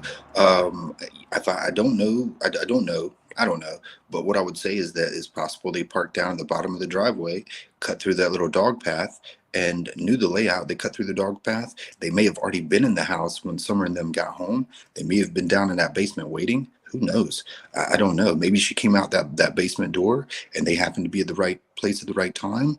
And saw her outside. So what are you saying is perhaps that the person assumed, if they knew her, that she would be outside playing because she was always outside. But think about the odds of her getting kidnapped in a 3-hour window from the time she allegedly returned home. If we're to believe that she ever made it back at 2:45, 3 p.m., which is so we don't really have an exact time.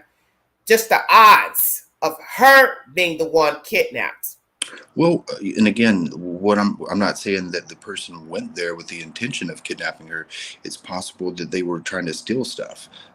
Could be some drug addict just trying to steal something they could pawn, and out walks this little 5-year-old girl, 7. I don't even know how old she was, and they just, maybe it was a crime of opportunity. I'm not sure. Okay. Ma says the boys were at home alone, so the stranger would be inside the house with 3 boys, but don't take them, only Summer. Oh, let me read it because I didn't understand. 3 boys, but don't take them, only Summer. Well, I mean, yeah, well, I mean, that's possible. And if you think about it, it's much more difficult to abduct 4 people, 4 kids, than it is 1. And I guess it's probably more, I mean, there's probably a whole bunch of more sick people out there who would be interested in maybe a little girl. I don't know. Maybe it's more profitable. I don't know. But remember, the little girl looks like a little boy. This is what I always tell people about the stranger abduction theory. If I am someone lurking around or peeping through the woods with binoculars, whatsoever, Summer would look like a boy. So let's just say she was dressed like a boy. Then that means the person that took her, let's say it's an outside person, not somebody that knew her, then that person is fancying boys, not girls. I see your point, but again, I don't believe it was somebody. I look at all angles. I understand. Even though I have my own theory. But when people bring up the theory of a random abduction, I debunk the theory that it's random only because there are boys already at the house that were there all day. Somebody's lurking around. What are the odds they're lurking around at the moment she returns home with the mother? And 3 have been left alone all day from morning till afternoon. That's just odd to me. And it's not saying that it could not happen, but just saying it would be very rare. No, I agree, and it's mind-boggling. That's what's so interesting about the case. But they could have been followed from the swim. Someone could have seen them at the store, the swimming hole. Who knows, and followed them there. And I'm not sure, but but I think that until there's evidence of something else, like basically, I'm just going to go with what the family's saying, that she was there 1 minute and she was gone the next. Okay. Yeah. Do you have any theories, a conversation about Uvalde? About what? The Texas shooting of children. I haven't followed that case closely at all. Really? Not really, and people are getting mad at me. Yeah, that's a very big case. I find that strange. That's just saying. You have no theories of what happened in Texas with the children. Yeah, what I was going to say was that, and people will be mad at me in the chat, come at me if you want to, but man, I'm just kind of like numb to these school shootings.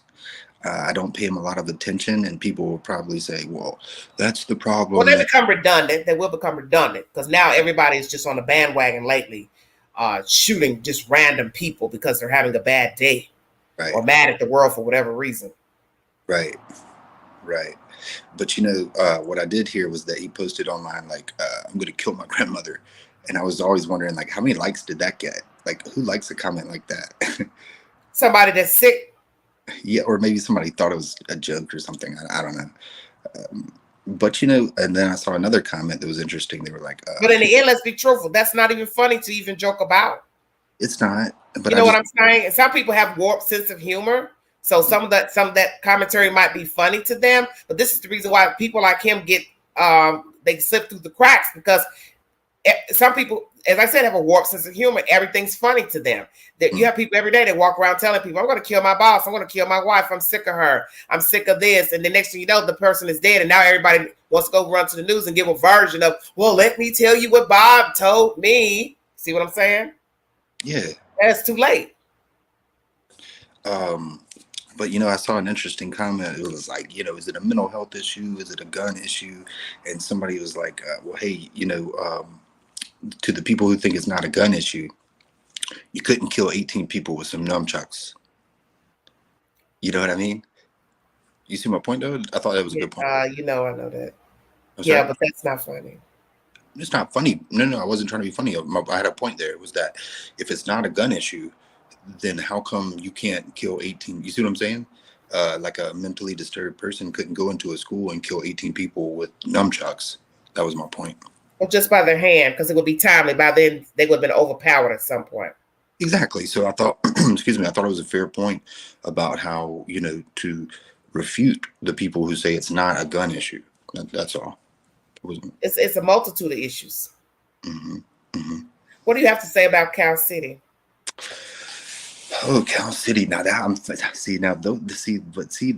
Summer Wells thing is, I like mysteries. Okay, so with the shootings and stuff, like they've already uncovered who did it and why they did it. They've looked at their social media. And to me, I'm just not as interested in it, and it's devastating and shocking and it's horrible. But I like to entertain myself with the mysteries, you know, and wonder like, yeah. So I'm more interested in like Summer Wells and the Cal City. So thanks for asking.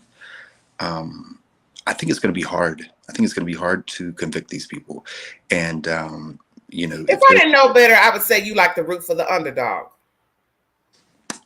Well, maybe I'd kind of like to be, yeah, maybe I do. And I like to be a contrarian and I like to be a devil's advocate and stuff, but I also like to be a skeptic, you know? Why? I think it's I have a background in science. And so, you know, what the scientific method will teach you is, and I'm not very smart. First of all, I'm not trying to come up here. Do you have a degree, sir? Okay, yeah, I got a couple, but you know, the thing about it is that what I've learned is to not believe something until there's been evidence that proves it. Okay. So if you have children testifying that they or one or more participated in the deaths of the children, what other evidence would you need? Because it would be very hard to believe that children would fabricate beating their own sibling to death. No, you make a good point. But what I would say is that I didn't know that I haven't followed that case. It's an indictment. Oh, is it? Oh, it's yeah, because they said that one of the other kids participated, or they made them participate, or something like that. Yeah, no, you wouldn't. Yeah, absolutely, that would be enough evidence. But like, I haven't heard enough details. I want to hear more. You know, I want to see the interview. I want to see what the kid said. And well, I think you have to wait for court for that. I know. But yeah, no, that's what I would say. Is I can't wait to see what evidence they have, and I'll make up my mind at that time. Okay. Yeah. But yeah, I want to know where them boys are at. I want to know where they're at. I want to know what happened. Well, where do you think they are? I think that, you know, that's interesting. That's an interesting question because for some reason, well, I watched that. Well, okay, here's why. I'll tell you this. Here's why. Because here's the difference. In that case, I do suspect the parents. And I guess that conflicts with my earlier statements of saying that, you know, you got to believe the story they give you until the evidence comes out. But what I would say is that when I saw that interview with Trezell and Jacqueline, and when I say that interview, is because there's only one. And that to me is a red flag because I feel like with Summer Wells' parents, if they had something to hide, they could have just shut up. They could have just shut up, you know, but they were live. But it took them over a week before they even spoke to the public. Trezell and Jacqueline spoke early on. I thought it was days later. Well, 1 or 2 days, 2 days at the most. 2 days versus 9 days is a bit different, don't you think? Well, no, because Don Wells. And then Trezell and Jacqueline never spoke after that. Okay, well, that was my point, is that they only did like one press conference or interview, and I think that's bizarre. Whereas Don, and then going back to Don Wells, he was in front of the cameras. Him and one of his sons were in front of the cameras on the day it happened. Yes, using his son as a prop, I thought. Okay, but that's different from saying they didn't speak for 9 days. I mean, maybe that's true for Candace, right? Sorry, I'm responding to a message. Yeah, it was a while before she started hopping on social media speaking.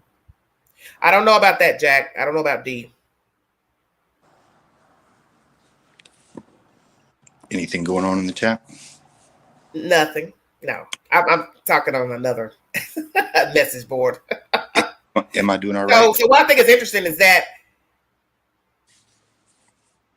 red flags with Jacqueline and Trezell, but no red flags with Dawn and Candace. With all the nastiness from Dawn, the rhetoric, the name calling, the racist commentary, the jumping from live to live, blaming YouTubers for this, but yet you're still riding with them and going in their chats and talking, that makes no sense. You're contradicting yourself. You can't over here say they're the cause of the problems and why this case about my child is out of control, but yet you're steady jumping on platforms speaking. That makes no logical sense to me.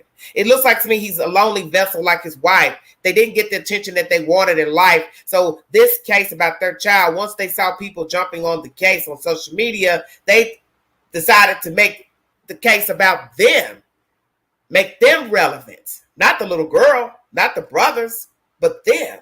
Because the case has always been about them. Haven't you noticed?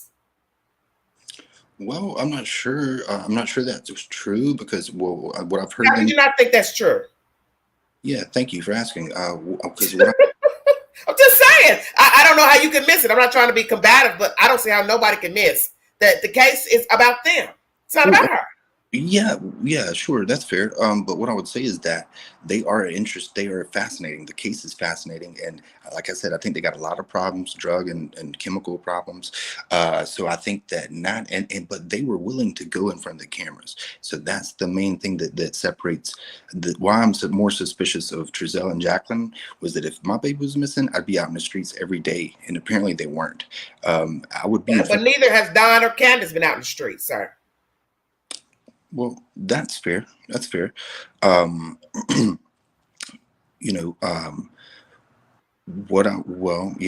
fair, but they've been in front of the cameras, and they've been open books, they've answered questions, and Trezell and them didn't. And I can't believe that you wouldn't go in, at least in front of the cameras, to like bring attention to your child that's missing. See, I think you're mistaking jumping in front of a camera as showing a concern for a child. Mm-hmm. Or a human. You see, these people to me are empty and they are getting what they never had. And the people on social media have given them that by wanting to talk, getting their inboxes, wanting them to speak. It's obvious. Because when you talk to these people, their conversations have never been about Summer Wells. How many times can you go live on someone's platform and your child is not the subject matter? You're talking about everything else. Hickory dickory dock type commentary, nothing about your child, nothing about your boys. You don't sit and root for your own damn kids and your child is missing. So you talking in front of someone's live and a camera, walking around your house talking, that means nothing to me. Because I'm looking at the whole picture and the whole picture is telling me something's amiss in your commentary. And this is why I'm telling people, this is why I know she was never important beforehand. That's the reason why she's missing. She was never validated, nor were her brothers. That's why they're gone. She's gone. My opinion. Wait, she was never what? Validated. She was never validated. What does that mean? She was not important. She or her brothers were not important. Well, I would say that, when I have seen interviews, like, I heard him mention, like, especially Don, he'll mention Summer all the time. He'll be like, this needs to be about Summer. He would try to redirect the focus to Summer. I've heard him do that several times. He was like, this is all, none of this matters. My baby's missing. Say that again. Well, I've heard Don redirect attention to Summer. He was like, hey, look, this should be about my child that's missing. Am I wrong? Yeah, but see, the thing is, if you're bashing people on lives 24/7 and then for 2 minutes say something about your daughter, Summer Wells, that's really not the same. Doesn't show me that you're concerned about your child. It doesn't matter what we're talking about out here in the street. We're irrelevant. We should not be important. Your child is important. Your children should be important. What the hell a YouTuber is talking about is irrelevant. Your child is missing. Who gives a damn about what a YouTuber is saying or what somebody said on WJHL that you don't like? It's irrelevant. It should be irrelevant. I agree, but I don't know that these people are really mentally fit and mentally mature, and so and I don't know. I think that honestly, I think they're so dumb that if they had done it, they couldn't get away with it. Well, that's funny because some of us think that even though they act dumb, they're crafty enough for this case to go a year later and no arrests. And some of us do believe they are the culprits, one or two or both. Let's talk about the grandmother. What is her role, sir? That's a good question. I don't know, and I don't think she has. I don't think she knows what happened. She was with Candace on the ride home, allegedly. After and before running around to different stores and such with the said child and boy H in the back of the car. You want me to believe that the mother has no knowledge of where her own grandchild is? Yeah, I do believe that, and I think they don't know. She don't know where her daughter's at either. She lost her own daughter, so yeah. Say what? Well, I was saying that the grandmother, like even her own daughter, went missing. So, I mean, yeah, it could happen. If your daughter could go missing, your granddaughter could go missing too, I guess. Right. But you were with your daughter. It's a little bit different than my daughter being at home with her husband and go missing versus me riding around in a car home with the child in the back seat. And allegedly my daughter got her out of the car and took her inside. And a short while later, she's gone. Yeah, right. You're right. You're definitely right. But that's the story they're given. They sticking with it. If you cannot behave in the chat, I will block you. This is not the time for this. What? I'm letting people speak freely, even though I don't agree with some of the stuff that's being said. I'm not sure which comment you're referring to, but that's okay.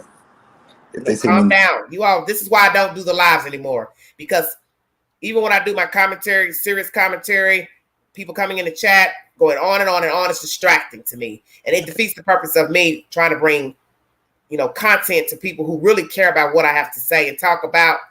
And the chat is distracting because I'm trying to look at what I'm reading, look at over here, whatever I'm reading, and then look at the chat at the same time. And looking at their questions, it throws you off. Then they're asking stuff. Everybody's speaking. It's not to be rude, but it throws me off when it's important content. So that's why I don't feel free to even do what I'm doing right now. This is a fluke that I'm doing this evening because I've had enough of this. This is not my cup of tea. Well, I hope I haven't offended you in any way. No, it's not that. It's just that I've had enough of it and dealing with other people and seeing the stuff that goes on in the live streams and the chat. I just don't have the time to engage in the foolishness. I won't waste my breath. Well, that's why I don't do them. I don't do them anymore. I understand. Because it's not about the content. Right. Because when you have to tell a grown person to calm down, pipe it down, that distracts from having a guest. If I want to read something, you understand what I'm saying? It takes away from the content. I do. And I don't feel the need for it anymore. So yeah, no, I try to stay out of the chat, especially when I'm having a conversation. Yeah, it's pointless to me now because nobody's really serious about the storyline. Right. Okay, the storyline is about the people in the chat and who's on the panel and arguing with them and what Pookie said over here on this network and that channel and all that other type of crazy stuff. That it has nothing to do with the content. And that's how I feel like this whole story, the whole case, the whole Summer Wells case got more about the appearance than it was Summer Wells. I feel like thank you, Amy. Well, and that's been my problem with the story. There are countless of people missing in America, and you do not have this type of flack about a missing human being. There are people right now begging for someone to talk about their child, their mother, their son. And instead, you have this child, a Caucasian baby, missing, and the people act like they know the child. They act like they know the parents. They're bickering and arguing with strangers on social media, doxing and just acting a monkey's ass, trying to get attention for themselves 5 minutes of fame off of a missing child. It's ridiculous and it's sickening. And I've told my fans, what I'm not getting ready to do is argue with people about, one, a child I do not know. I don't know her parents. I can think whatever I want, but in the end, I wasn't there. Right. I was not there. Right. And it's really ridiculous to just go on and on and on about something that none of us know what the hell happened to her. Because in the end, we don't know. We can speculate till we're blue in the face. But what has happened after the fact pertaining to her parents and the social media hype with YouTube is despicable, and I'm not engaging in that. I hear you. I'm not going to do it.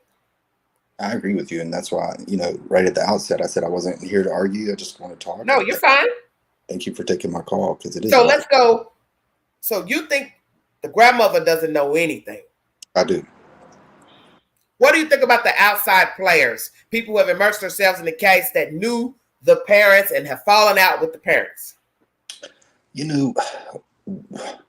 What I've seen is, is quite possibly people seeking their 15 minutes of fame.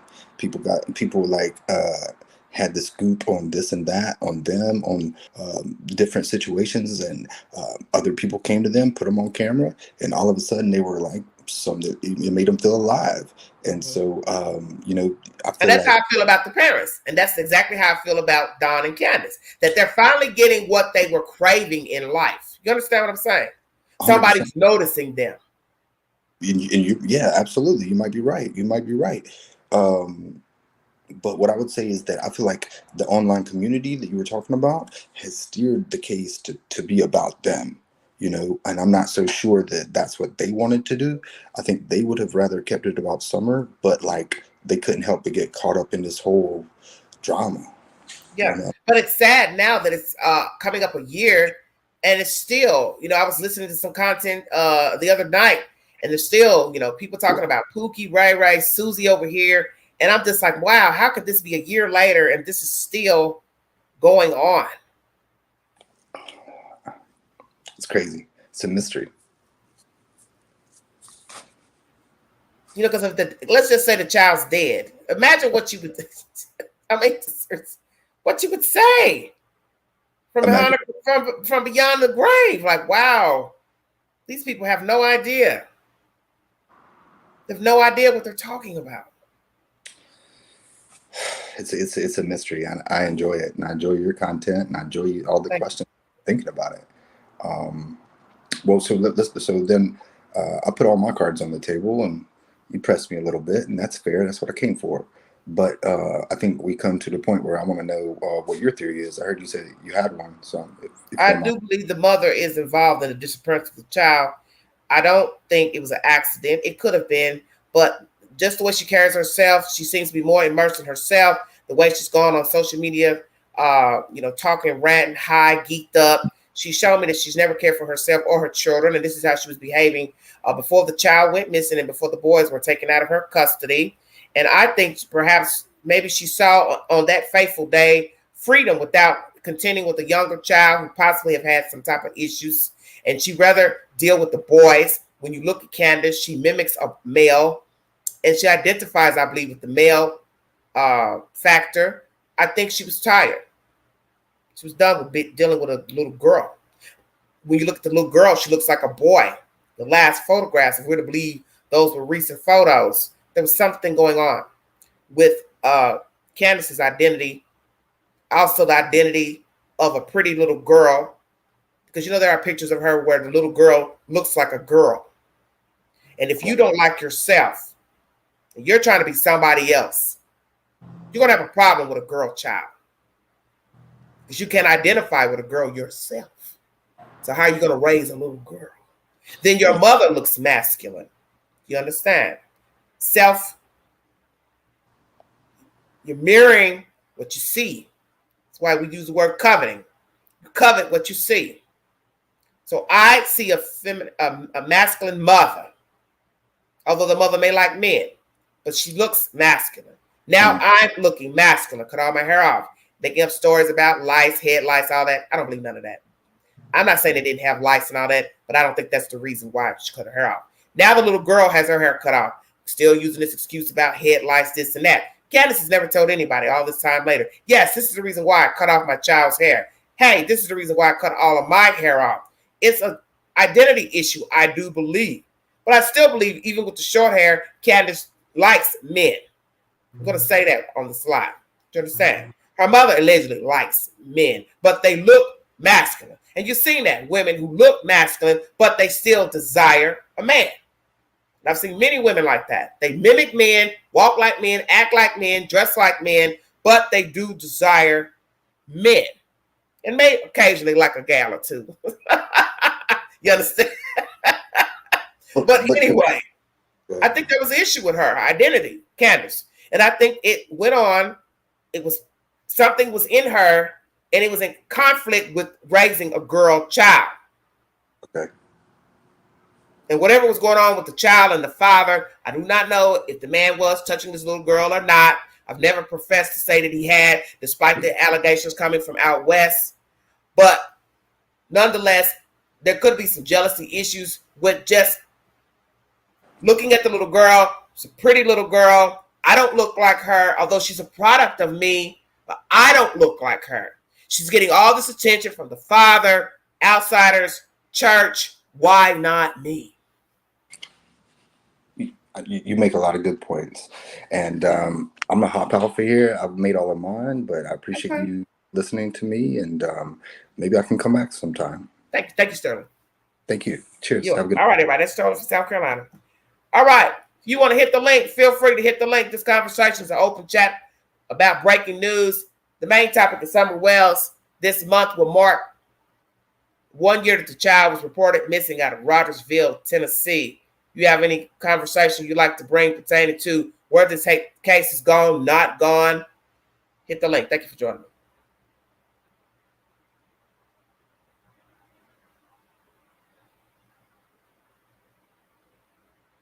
Hello, T. How are you? You have something you'd like to say, dear?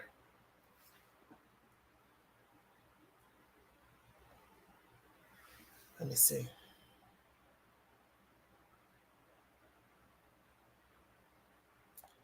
Let me see if this person can give me their commentary.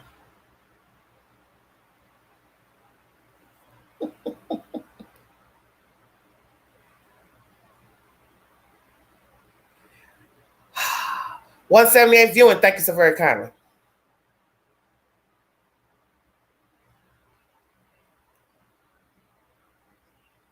I ain't calling you no 10 times. Can you talk now, dear, or no? Quick, cousin. That's why I don't have you on speaker, because you just going on. Can you speak, ma'am, in a polite way, ma'am? You ready? Okay, baby, I'm live. Okay, hold on. I'm putting your speaker now. Behave. Give me your opinion pertaining to the Summer Wells case, man. This is somebody calling out of Knox Vegas. Well, in my opinion, yes, and I'm not trying to be disrespectful to the parents. Yeah. But I have 2 grandchildren, and how do you not know where your child is? Okay. At some point during that day, you would have checked on her, fed her, changed the diaper, or asked her did she need to pee. And they've done something to that baby. Okay. I mean, my opinion, they're not credible. They're not credible. At the most, they don't need kids. At the worst, they've done something to her. Okay. So, it is what it is. They don't make themselves look credible. So you've seen all the so you've watched YouTube and some of the videos and commentary pertaining to the parents going on lives talking, and you don't feel like they care about the child. I didn't. I seen them the one time when the dad was doing the interview. Okay. And when she first got missing, and then I saw when the mother was on there, and it was just not credible because if you're a responsible adult, and I know maybe back in the day we would have let kids roam in the yard free without being too attentive, but these days you can't be careful. So my question to them is, why are y'all off somewhere and this baby is off by herself unattended? Well, allegedly she went missing from the house, but then TBI gave commentary that she went missing from outside. So see, there's a discrepancy from what Candace said and what TBI has, revealed to the public. So allegedly she went missing from inside the house. So some people believe she was taken from inside of the house, but the house is up in the woods. You know how we live here in Tennessee. There's no way back up in there. I'm going to believe in my right mind with a broke up driveway. Somebody just came up that driveway, a random person, don't know who's at the house, got dogs on the property, went in that bottom door and took her from out in that bottom room, that basement room.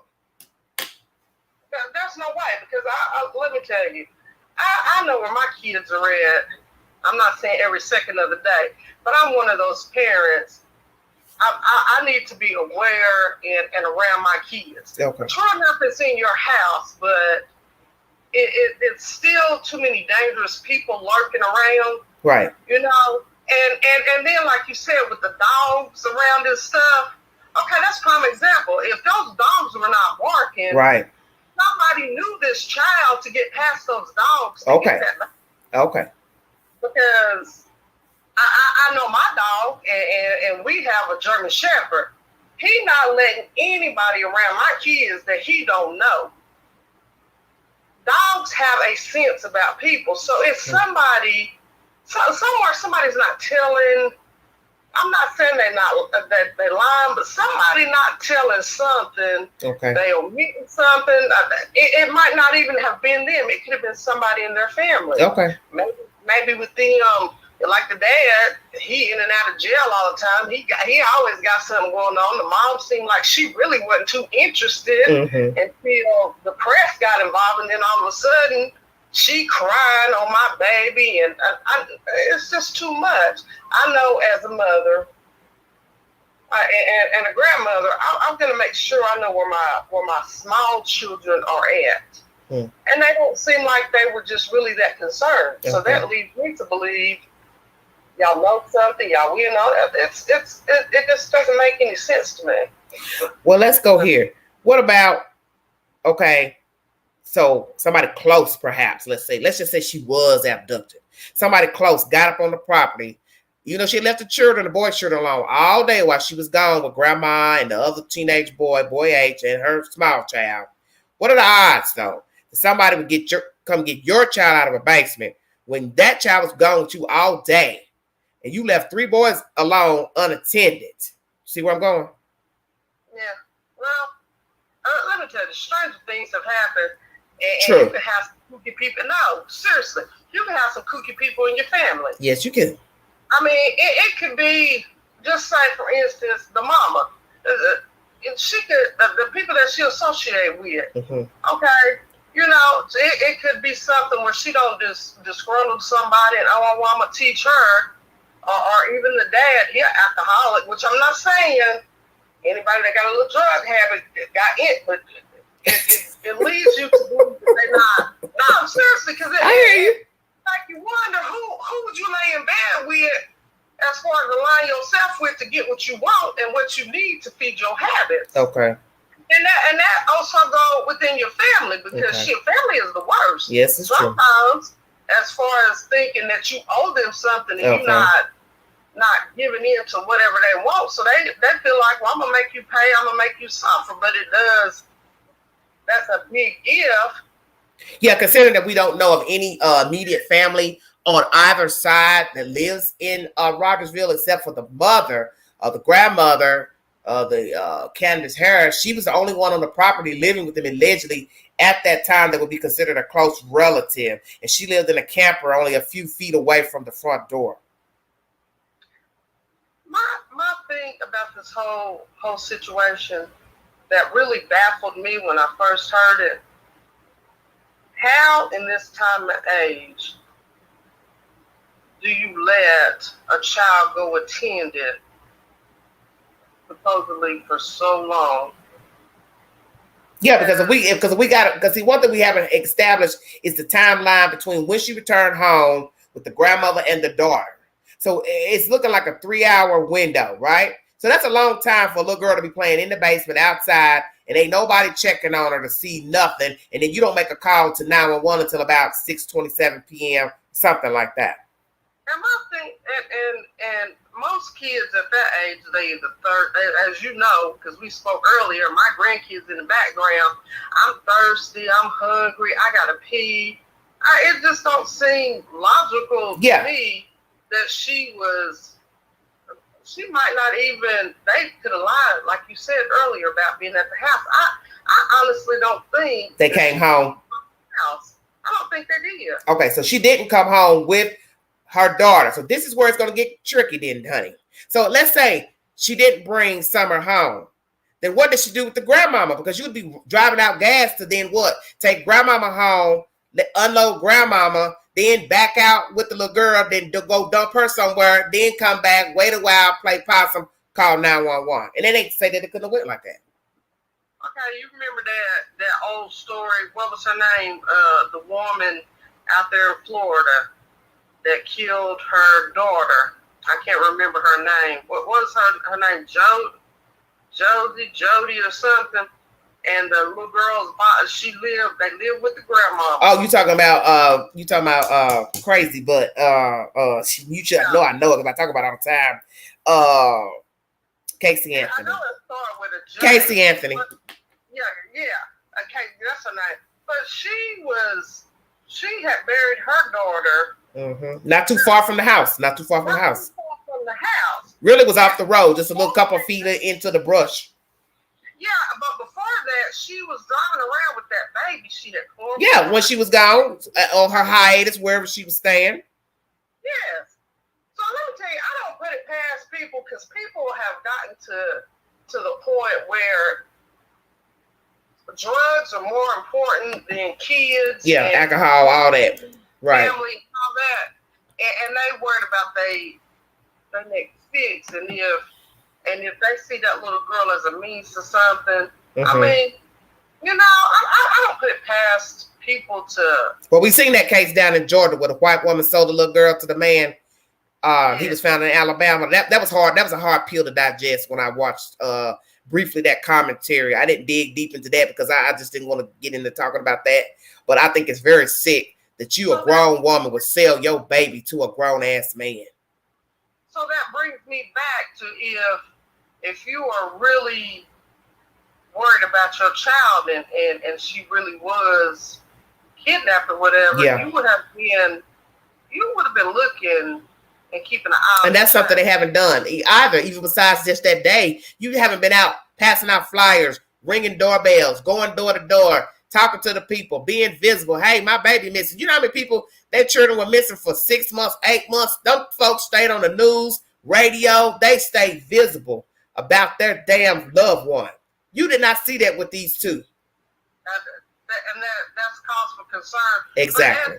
But some people might, on the flip side, be like, well, maybe they just don't like the spotlight. But we know that's a lie because the father and mother have been on social media, on YouTube, on different platforms. I'm just trying to make an argument on both ends. I hear what you're saying. But we know that's not true. They don't want the spotlight. But they in the spotlight. They're enough to talk.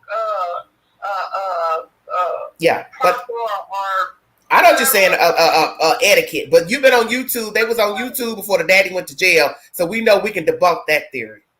Yeah, but I'm gonna tell you, I don't care how I speak, how I sound. Oh yeah, I know. My kid is missing. Mm-hmm. I'm telling you, the whole world gonna know. Yes. And I'm gonna be out doing everything I possibly can to make sure that I find out what happened or bring my home safe. Right. Every day.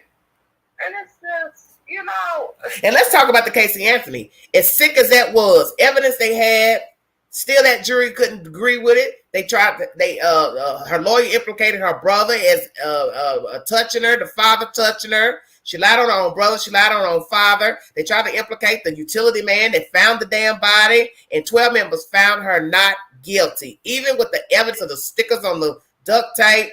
The scientists that came from our way to say they did the smell test in the car. They said it was human remains. My thing is, it's got to be a first for everything. Fingerprints, blood. Everybody had to start off some kind of way, right?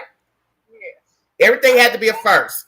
You want me to believe these scientists come from all the way up here near us gonna say, yeah, I detect human remains in the trunk, and 12 members say, nah, that wasn't nobody dead back there.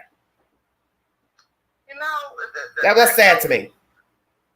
That goes to show you that the justice system. It don't work. It doesn't work because there's no way I can believe there wasn't one person on that jury that said, y'all know damn well that girl killed that baby, and like you said, rode around with her in the trunk till she decided to discard her and throw out of that damn trunk. And she lied on her own parents. Her father implicating him as being a child molester and the brother, if I'm not mistaken. That's how devious she is. Not was, but is. Also, lying about a babysitter that never existed. Marsha Clark put it best. She said the only thing that Casey Anthony told the truth about during her interrogation of this case was the locations. They were actual places, but the people were not real. Well, you know, it really baffled me because I was stunned. I'm like, well, is she really getting away with it? And they got all this evidence. Mm-hmm. They didn't want to. Mm-hmm. They wanted to see the best in her. Well, that's what somebody in the chat is saying about this case. Some people don't want to accept that possibly this woman just didn't want her girl. But the thing about it is, if you didn't want her, somebody else wanted her. Mm-hmm. So you just deprived that baby of a life. But you know, people do that all the time. Yeah, prime example, a black girl out in UK had a 6-month-old baby. It was her 18th or 21st birthday. She wanted to go out. Instead of calling her baby daddy or her mama to babysit, she left the baby in the house for 4 days while she went out partying, popping pills. Well, that was a mean party. They had it on video where she left the apartment. Her mama called her, asked her where the baby was at. Oh, the baby's with the baby daddy. So finally, the mom kept trying to call the father, and he was like, no, I don't have the baby. She comes back home 4 days later, the baby dead. Yeah. I mean, wow. So people don't want to accept that this day and age, used to be still. They do all that, Mm-hmm.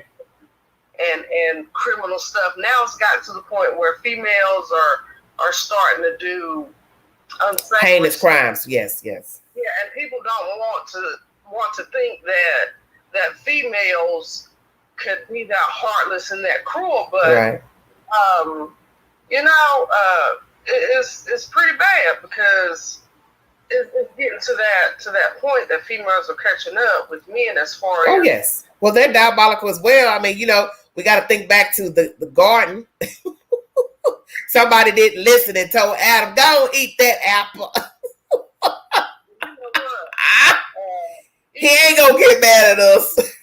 You need a hotel whoop because that was the one part you couldn't listen. But you know what? You don't always gotta listen. But when it comes to your kids, Mm-hmm. like I told my daughter, once you have babies, Mm-hmm. your life, as you know it, and all that partying and going out, which she don't do anyway, but all that ceases to exist because you got to put somebody else's well-being before your own. Right. You know, I'm not saying disregard everything that you got to do, but you're going to have some steps. If you don't have no babysitter, guess what, baby? You're not going out shaking nothing. Mm-hmm. Nothing I gave you. Unless it's in your living room with them on each of your hips, but you're not getting ready to leave no house. Somebody better be around. Yes. that can be accountable for what my grandkids are doing. Right. Yeah. And responsible, because if not, guess what? We all gonna sit on the end of the couch eating popcorn, shaking, karaoke, or whatever, because you know you got to be accountable when you start having kids, and I just don't think that those two people that had Summer were being responsible, and right. they, you know. Let me tell you something that I noticed Saturday night when you talk about responsibility. And as I said, you know, past behavior is indicative of future behavior. You know, Dr. Phil always says that. So when you talk about a mom and a child, what she should and shouldn't be doing once she decides to rear children, you know, we all make mistakes. I'm looking at you swollen in the belly. Either you just had a baby and your belly ain't went down, or it's something in there And I'm looking at this Saturday night, saying to myself, not another one in here pregnant, smoking a cigarette. So what I have to ask myself is, what you gonna be doing if indeed that is a baby in that stomach? What you gonna be doing when the baby is born? You understand what I'm saying? Baby gonna be sitting on the couch, bottle popped up in his mouth, and she gonna be at the club praying to God that the baby don't choke on the bottle. Okay. And what her mama gave her, Okay. you know, Fred sit in the house and she in the club with him popping and bopping and locking. Now let me tell you, I ain't even gonna. Let me tell you. No, because you know I'm gonna testify in this live. You know somebody else we have seen. She all the way pregnant and sitting in there smoking, and I know that she was drinking in that cup and still was bending over, shaking her tail feather. And I thought, baby, you need to be at home. Now I ain't seen a little health in a while. And I'm thinking, thank you, Jesus. But the man should be telling her, hey, you are showing now. You need to stay at home. So that leads me to believe that when the baby's born, you're going to be doing the same damn thing when the baby's born. So who's going to be keeping the baby? You see what I'm saying? Yeah, but you know what? I'm going to have to backtrack on that because when I was pregnant with my last daughter, I did go out, but I wasn't on the dance floor shaking. I'm talking about smoking and drinking. And all that. But yeah, some people take it to the extreme because they don't want to give up. Yeah. That lifestyle. Right. That would put the child in harm's way. It's just yeah, because anything can happen when you are when your stomach is poking out to where somebody can bump you and you fall. Yeah. You could lose your kid just falling. Now you're talking about you smoking a cigarette, God forbid, black and miles, weed, whatever, blunt. Then factor in alcohol. We don't even talk about the other little things that they're doing, such as meth, popping pills. So what are you going to do when the baby is here? You're going to be doing the same thing. You understand what I'm saying? Yeah. Like what you said what that girl did. Left her baby in the crib thinking her baby was going to watch itself for a couple of days. Knowing the baby got to eat, diaper got to be changed. Yes. But you know what? Some people are not meant... Right. To be parents. And you know what? It's a learning experience. You're not going to know until you have a child. Yeah. That's the sad part of the story. What you do, once you decide to go unprotected and have these babies, then you need to be accountable. You have to, I'm not saying, because not everybody grow up when it happens, but you need to be responsible. You need to take responsibility for creating somebody and knowing that they're going to be dependent on you. Yes. You're going to have to tighten up the bootstraps and do what you need to do. Right. You don't have to come into it. Let's talk about the children, the boys that left behind the brothers. You know, the state came in a month and a half later and took our brothers. I wonder what do they know about that day and what have they told law enforcement about that day? Did they see their sister come home? Because imagine if they told the TBI and the police, no, mama came home. She didn't have our sister with her. You know what? Honestly, they not releasing or they the information, yeah. Because you know what? In that type situation, kids are impressionable and they think the moon rides on their parents. Yeah. And if they true, that's like, true. If I say something, what happened to little Summer gonna happen to me? True. Terrifying experience for a child. True. You know. Yeah, because I don't think they treated the children well anyway. I mean, and even with you bringing that up, I watch old movies and stuff and true crime movies that go all the way back to 1989, The Burning Bed, but it was another story that was off of it where this woman, she was married, she had 3 kids, she cheated on her husband, and so she took the 3 kids out in the car, and they were like 9, 7, and 6 or something, and she shot the 2 younger kids, and she shot the oldest child, but guess what? Oh, I know what story you're talking about. Yeah. I can see her face right now. I know exactly who you're talking about. She thought the daughter was dead, and she was so... Yeah, and the daughter is the one that testified against her in court. Yeah, she did. At first, she did not want to because... She was scared. Yeah, and that's somebody... Exactly what you're talking about. I thought was going to take care of her, but then she realized, okay, well, she killed my siblings. She's not worried about what went on with us. She worried about her happiness, so she ended up telling. But I'm like you. those kids might have seen something, but are too scared. Somebody in the chat said her name is Diane Dawns. Yeah, I mean, and you know, to this day, she. That's a scary case. But she got out of prison, remarried, and had more kids, and changed Really? her name. Yes. So how many kids total was murdered? 2? 2 was murdered, and the 9-year-old, she sustained. She had to learn how to walk. I think 1 bullet hit her face. She had to have surgeries. I mean, it was pretty bad. I mean, it was. That's terrible to experience that your own parent killing you, attempting to kill you, and then you survive. And now law enforcement naturally wants you to testify because they need that testimony to show this is the person that killed your siblings and tried to kill you. Can you imagine living with that, knowing your own mother, father tried to murder you? I mean, how does that mother live with herself? I mean, that's something that she cared for. She don't care. Guess what? For her to go get pregnant again, show you she don't care. But you wanted to get rid of something that you nurtured and carried for a man. So who's to say that's not what happened with Summer? I mean, it's all kind of scenarios, but me personally, I don't believe those people. I mean, just off of the type of parent that I know that most people. I'll say somebody said 1 murdered, 1 in a wheelchair, and the other girl told. Yeah, it's crazy. I mean, why not give those kids to somebody in the family? But see, this is what I don't understand with her. She and Don both were tainted before they got together. He had an issue of abused children, DHS in his life with his other children and baby mama. Then she had an issue with her children being taken from her with that baby father, him beating her, blah, blah, blah, drug usage. So how would you get with this man and think you can already start it all over and do better when you're still the same person? And then the man you meet this time, he's no better than the guy who you had your last children with that were beating you and your babies. And then you get with this guy who's also volatile. Now, fast forward 6-7 years later, 1 child missing, possibly dead by the hands of you or the husband or both. And now your 3 boys are in the state's care. You know, and I'm not making no defense because obviously she was neglectful, but you really don't know a person until you spend time with them and really get to know them. And she didn't spend enough time with him. She jumped the gun.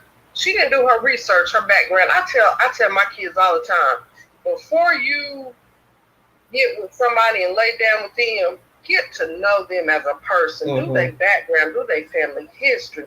Because, baby, what they tell you is not always true. A man and a female will lie to you if they think that they are gaining something or if they think that they can get ahead or whatever.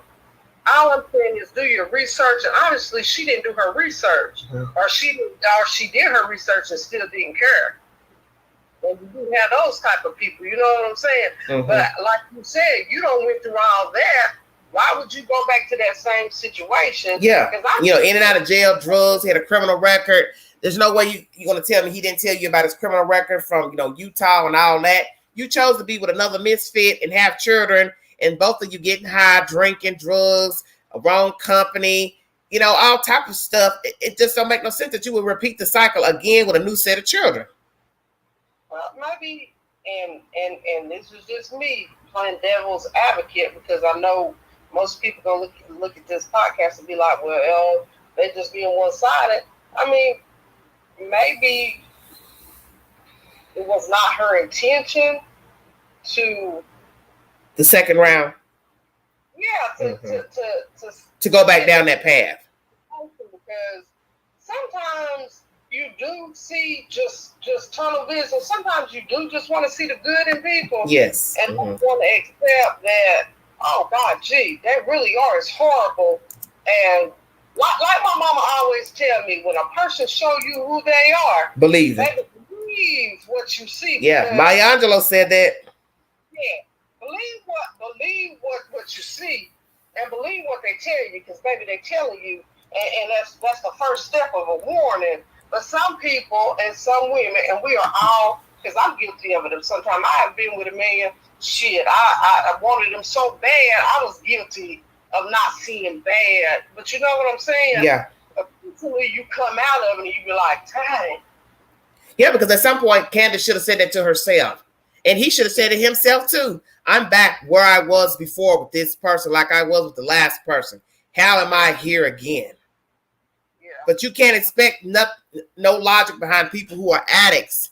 That they don't have a logical mind. That's just common sense. And then you have to factor in he's older than her. So he's been in the street and doing, frivolous things for many moons. Yeah. But if I was in that situation and I know I have a habit, and most people aren't that strong, but if you obviously don't have the time because you devote all your time to the drugs, you should give those kids to somebody in your family or somebody that's going to be a buffer from what you do, because when you don't have what you want, you really resort to other stuff. Well, I wonder why her mother didn't get her kids. They say that she went and put them with her father, the first set of children, and then he called DHS, so then DHS stepped in and got the children allegedly. So why her mama didn't get them? You understand what I'm saying? But now her mama living on the property with her. This is a very strange relationship Candace has with her mother. But sometimes people can misconstrue their childhood, and maybe she was thinking, well, shoot, I don't think that my mom was a good mother, and I've seen stuff that happened to me. Maybe she thought the dad was a better fit, but then with the mother coming back living in her house, she wasn't too bad. You let her come back living in the house, if she's still living in your house, I mean, it's some kind of trust, but that's neither here nor there. What my main concern I always come back to is, why didn't anybody check periodically on a 5-year-old child? Well, why did you leave them boys alone? Let's start there. You left 3 boys alone. They could have burnt the house down while you was gone. Yeah. Anything could have happened. That's where the abduction theory seems off. 3 boys were left alone. Anything could have happened to them. Why didn't the abductor come during those hours you were gone? And that's my point. Who said that she even left the 3 boys alone in the house? Was the 3 boys really alone in the house? Well, that's what she told Boy H when they were in the car together. The little boy that she had along with her, the 15-year-old. He said, he told, this other YouTuber that when I asked her where the boys, first she said they were with Don at work, but then we later found out that allegedly they weren't at work with the father. They was at home alone. So why she lied to that little boy she had with her? And then, of course, that's always been a question. Why are you hanging with a 15-year-old? But then the flip side of that could be, well, he was close to the daughter, blah, blah, blah. But that still don't make any sense. Seemed like he would have been engaging more with her sons than her 5-year-old child. People lie about the simplest stuff. And that's why they're not credible. If you genuine about anything about trying to find your kid, you're going to be honest. I don't care if it make you look bad or whatever. I'm going to be honest, because my main objective is to get my baby home. Right. And sometimes the little stupid stuff that we do every day in life, when other people hear it, they be like, well, why would you do that? But it's just something that you do every day, and it don't seem, harmful, but it really is, because other people then be like, well, shoot, I wouldn't have did that. But to me, obviously, she's a liar. She's trying to throw off somewhere. Yeah. Trying to throw off somewhere, because I'm not getting ready to tell no 15-year-old kid. Well, I got to explain myself to a 15-year-old kid.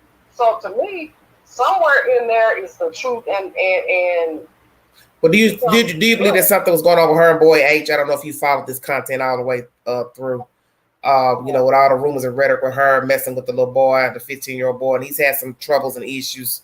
He was sent out to a youth home facility for boys, but I heard recently he's been home with his mother. So do you think something went on with her when she went and picked him up from Kingsport and he went to the swimming hole with her and her daughter? I don't know, because I don't have enough information, because Okay, you didn't follow it all the way up through that. Okay. followed it because I had, and it might be bad of me and judgy of me, but when I first saw it and I saw them, first thing that came in my head, they did something to that baby. Okay. And I just got disinterested after that because Okay, I understand. To me, it's happening too often, Yeah. and I need to be more aware, and that's my fault. But you know, I don't think that the police are. Somebody's asking, is it illegal for kids to ride in the back of a truck in Tennessee? It is. I don't think you're supposed to do it, are you? No, kids are not supposed to be in the back of a no. Yeah. She said no. No. Yeah, I think it's illegal for anybody to ride in the back of a cab, open cab. Why would you want a child to be in the back of a cab anyway? I mean, like if you're on your property, say like you're doing a farm or anything. Yeah, I was just saying like a hayride. Do that, but yeah, I mean you're not around other things, so that you might get away with. Okay, somebody said they're in Arizona and you can. That's why they was asking. Wow. So what do you think about, do you know about the Cal City case, about the missing boys out of Cal City? Have you heard about that case? Say it again? Cal City, the little black boys that were adopted by a couple. Did you ever get any information on that case? No, I've never heard that. I Okay, saw that's fine. Where the two lesbians adopted the 4 black kids, and they were in a domestic. And where was this at, girl? you know you coming up with some stuff now. I be in here watching because, baby, I be telling my kids, ain't nobody getting ready to go over the cliff with mines. Y'all ain't getting ready to do nothing with mine, honey, because if y'all want to go somewhere, you better bring them. Even though they get on my nerves, you better bring them to me. Okay, so where did this happen with the 2 women and adopted children? I want to say California. It was somewhere out there. They adopted 4 or 6 black kids. Oh, they were white? Again. Okay. And somehow or another, Somebody said the Hart family. His wife was being abused and was an alcoholic. Okay. And so be happened to drive to go somewhere, I can't remember. But instead of going to their destination, she ended up driving the truck over the cliff with all of her, the wife, and all the children in the car. I think I remember hearing that case, but I don't know if that's the same one of a woman driving a car off the cliff with some kids in it. I think it was because oh God, where was this case at? I'm gonna have to look it up. Let me go get my other device. Hold on, let me turn my camera off so I can go look. Hold on, go ahead. I go get my other device where I can look it up. Go ahead. You're finished talking. Because everybody was baffled and they thought that they were such a happy family, and then because they had the YouTube page, and then they had the kids doing other stuff with other kids that needed to be adopted and taking pictures and stuff, and nobody really knew that the house was troubled.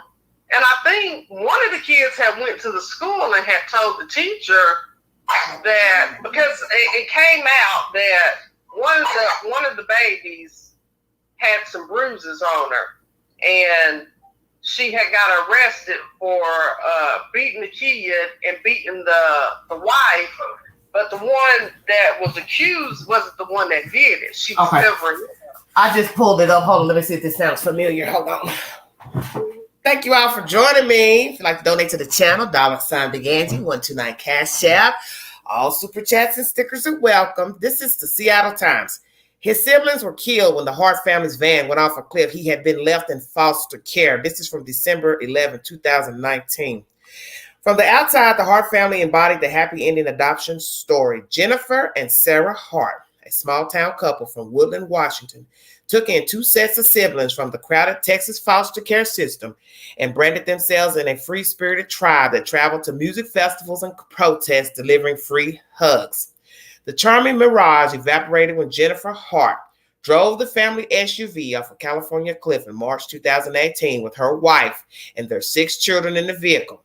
The tragedy unraveled a decade-long nightmare of alleged abuse and malnourishment that the neighbors and teachers feared was flourishing behind closed doors despite warnings to child welfare agencies. Untold in news accounts of the Hart family's foster care tale was the story of a brother left behind, a biological older sibling who, instead of being adopted, spent 8 years in the Texas foster care system enduring a far more common tragedy.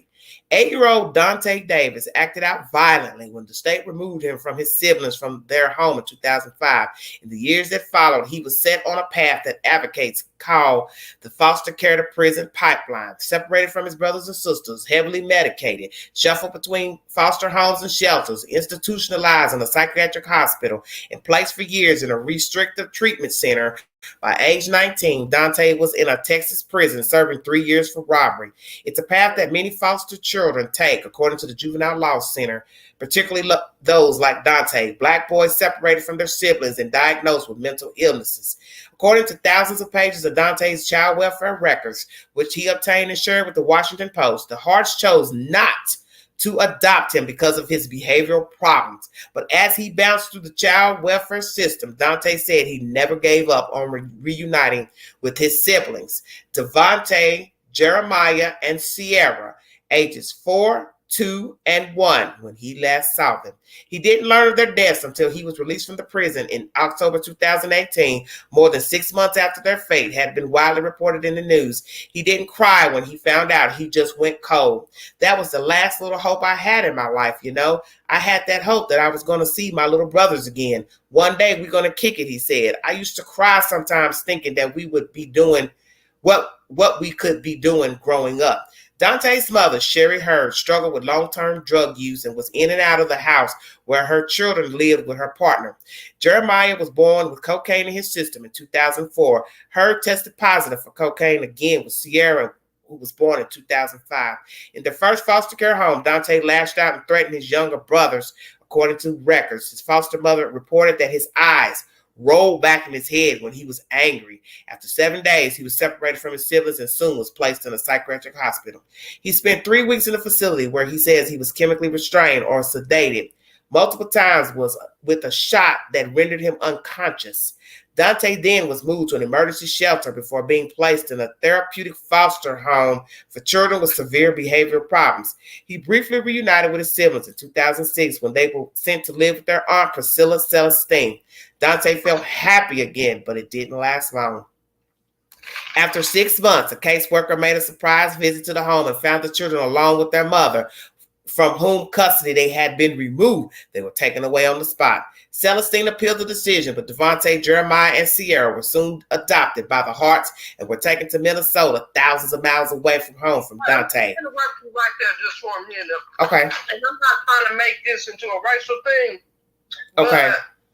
Most white people that get their kids taken away from them, and I know this for a fact, okay, don't like to reunite the children with their parents. They do everything as humanly possible to make sure that they reunited. But they want to get it in their head. This woman is a drug addict and she left these kids by themselves. Okay. They severed all her ties with them. Well, did you try to go through these steps to try to reunite this woman with her children? Well, it's probably because she's been on drugs. Maybe she wasn't following. You know how they ask you to go through rehab and take the classes and all that. If you don't do it, that's when they take your rights away. Yeah. And they give you a while. Now, I've learned this dealing with the Cal City situation. They don't just take your children immediately, because like California has said, we do not want your children. We don't have nowhere to put them. So we want you to make amends with your children, but we can't make you follow the protocol. That's up to you. Okay, but if she appealed it. No, the auntie appealed it. The auntie appealed it, not the mama. Oh, okay. See, the auntie appealing it because she left the kids with the mama when she knew she wasn't supposed to. Oh, okay. Okay, yeah. Well, I think she just wanted to visit, but you can't penalize the children. Yeah, but that's the point is, but I'm giving you permission. Look, and then you keep the kids because you say you want them. You know you're not supposed to have them with the children, with the mama alone. That's why we took them from the mama. So we come visit and you've left them alone. what were they supposed to do? Well, because what if something bad had happened? They would have taken him anyway. You know, the weird thing about this story is the fact that this boy longed to be with his family so terrible, but look what happened to them in the damn end. If he had been in that house adopted with them women, he'd been dead too. Yep. Wow, that's a crazy irony. Okay, let me finish it right quick, and I'll let you finish. Okay, it says here. Let's see. The auntie was petitioning to get the kids. Yeah, okay. So, Lord, I jumped off. Okay.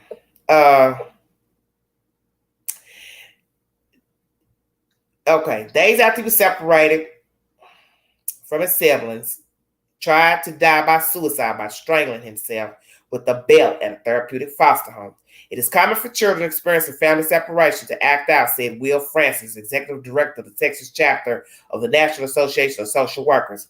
Labeling those children as having behavioral challenges can set them on a path that is hard to escape, he said. Dante received several mental health diagnoses, including bipolar disorder, ADHD, and oppositional defiant disorder. He was put on a revolving list of heavy psychotropic medications, Depakote, let's see, what's this? Risperidone, clonidine, trazodone, Concertine, 10X, Concerta, Adderall, many of them concurrently. Michael Schneider, a retired Texas child welfare judge, recalls children describing fleeting meetings with doctors and sometimes not knowing which medications they were taking.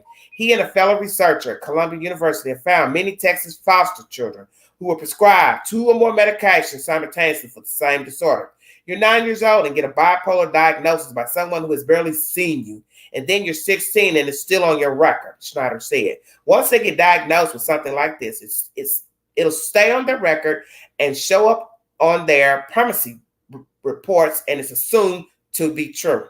Media Relations Manager Patrick Crimmins said the Texas Department of Family Protective Services, or DFPS, has been extremely aggressive monitoring psychotropics, with use dropping from 30% of children in the state's care in 2005 to less than 15% in 2017, the most current data. In January 2007, Dante was placed in a nonprofit residential treatment center for troubled children in Houston called Serenity Place, where he would stay for almost 4 years. It was much more restrictive than a home placement, with staff members documenting details such as the number of clean socks in his drawer and whether he brushed his teeth. Dante took out his frustration on the other children. He got into fights, wandered the halls during class, or left campus entirely. Like many children in foster care, he fell far behind in school, reading at a 4th grade comprehension level in the 9th grade. It wasn't fun. It wasn't life, Dante said. He recalls seeing other children visiting with relatives and receiving Christmas gifts and wanting the same. He asked his caseworker about his siblings nearly every month. He pleaded for a visit with them. He requested to see photos and asked whether they could talk on the phone. He wanted to hear about what they were up to. He missed them. The separation was hard in part because Dante blamed himself for it. He recalls that when the children were put into state custody, his mother told him, "You're the big brother. You have to watch out for your brothers." But when his caseworkers finally asked Jennifer and Sarah Hart whether Dante could have contact with his siblings, they said no. They kept saying the foster parents didn't want me to have no contact, Dante said. I thought, it is because I'm bad? No, is it because I'm bad? More than half of the U.S. foster children with siblings were separated from at least one of them, according to estimates. There have been efforts to stem the separations. In Texas, 54% of sibling groups were placed together in 2008. A decade later, that rose to 65%, according to state data. Siblings who are placed together have better mental health outcomes and school performance. A 2018 Penn State study found that Texas siblings placed together had fewer non-progress placement disruptions for reasons such as incompatibility with the caregiver. In fall of 2010, 14-year-old Dante was sent to live with Deborah Roberts, who has fostered dozens of high-risk children. He still acted out, but he gradually bonded with Miss Deborah as she talked to him and helped him with his reading. Sometimes he cried about how much he missed his family, especially his siblings, Roberts said. I wouldn't say his behavior was extreme, she said. You have to get behind it to see why he behaves that way every day. And for him, it was the hurt and the pain of not being with his siblings. When Dante was 16, Nathaniel Davis, his mother's partner, obtained custody of him. Being reunited was a big relief for Dante, but by then he was already associating with people in gangs and getting into serious trouble. He was arrested in connection with robbery 3 years later. His son, Diane, was born while he was incarcerated. Dante's story is a common one for foster children in the United States, said Sandy Santana, the executive director of Children's Rights, a nonprofit organization that has sued more than a dozen states for failures of their welfare systems, child welfare systems. Research has linked changes in caregivers to child delinquency, even for children not in foster care, said Dustin Pardini, director of the Pittsburgh Youth Study. The study of more than 1,000 boys from Pittsburgh found that those who experienced 2 or more changes in their primary caregiver before age 10 were significantly more likely to engage in serious violence during adolescence, including homicide, robbery, aggravated assault, than those who did not experience multiple caregiver changes. Dante changed placement 7 times before he was 10 and 11 times total. Hundreds and hundreds of kids I've met in my work fit these types of experiences, Santana said. All of that compounds their trauma, and when that trauma goes untreated, the very behavior that's systematic of the trauma they've experienced gets criminalized. Children's Rights filed a class action lawsuit against Texas in 2011 for its treatment of children who were in the state's long-care long-term, asserting that children were routinely moved around, over-medicated, and physically and sexually abused by caregivers and other foster children. In 2015, the federal judge ruled that Texas had violated those children's rights. The judge said children were more damaged than when they entered state care. She ordered sweeping reforms, including a reduction of caseworkers' caseloads. In Texas, the judge called these kids the forgotten children, the kids that even God has forgotten, Santana said. There's no real sustained public awareness about these systems, how broken they are, and what they do to kids. Last year, Congress passed the Family First Prevention Services Act to limit the use of group care settings, set new standards for residential treatment centers to receive federal funding, and make more money available for prevention services to keep children with their biological families. None of Texas residential treatment centers meet the new standards yet. The state has applied for an extension until 2021. Now, this is an older article. Presidents of the DFPS said the agency has long been targeting sibling separations and the use of psychotropic drugs for the improvement, and that, in addition to child protective services, many private providers, including placement agencies, emergency shelters, and residential treatment centers, share the burden of ensuring the children are safe. The plight of the children and young people in the Texas foster care system is scrutinized constantly and rigorously, not only by the thousands of child welfare professionals who have dedicated their lives to this work, but also by the Texas legislature and Governor Greg Abbott, Kremen said. But Francis, who was a CPS caseworker before his role at the National Association of Social Workers, said the system is designed to focus primarily on situational permanency, child's immediate needs such as food, shelter, and less on relational permanency, which provides a child with lasting bonds to others that the child can trust, a focus that fails those like Dante who are in care for extended periods. This system did not prepare him for life after care. They thought, how do we house him while we have him, meet his most basic needs in food and shelter? And no one thought about how he would be as a 19-year-old, Francis said. On a hot day in July 2018, Nathaniel, with Dante's girlfriend and son in tow, visited the East Texas prison where Dante had been for more than 2 years. The family had been grieving for his siblings since they found out about their deaths, but decided not to tell Dante until he was out of prison. They were worried about how he would react, and they didn't want to jeopardize his chances of coming home in a few months. The Sun Parks prison grounds were surrounded by barbed wire fencing. The mostly black and brown prisoners, clad in white, shuffled in a line to the visitor area. Dante got to spend 2 hours with his family, whom he hadn't seen for months. Between catching up with family news, playing with his toddler son, Dante told them something he had repeated a lot over the years, a mantra of sorts to get him through some of his hardest times. When he got out of prison, he told them he was going to find Devontae, Jeremiah, and Sierra. Lord have mercy. Seattle Times. This is a source. This was uploaded December 11, 2019. Thank you all so much for joining me. Wow. That's deep. But I agree to some. Yeah, I don't think he would have made it had they told him that they had died. That woman killed those kids, and oh man, he would have lost it in her. He would have, because he had already struggled just trying to communicate with him. Yeah. With the opportunity away from him, he didn't have anything else. I mean, even though he had his child and his baby mama. This is a picture of Dante a few years ago. That's a picture of him. That's crazy. Yeah. Wow. What? Woo, I'm 2 hours and 48 minutes in. Anything else you want to touch on, Miss Lady? That just, you got to think before you start having babies.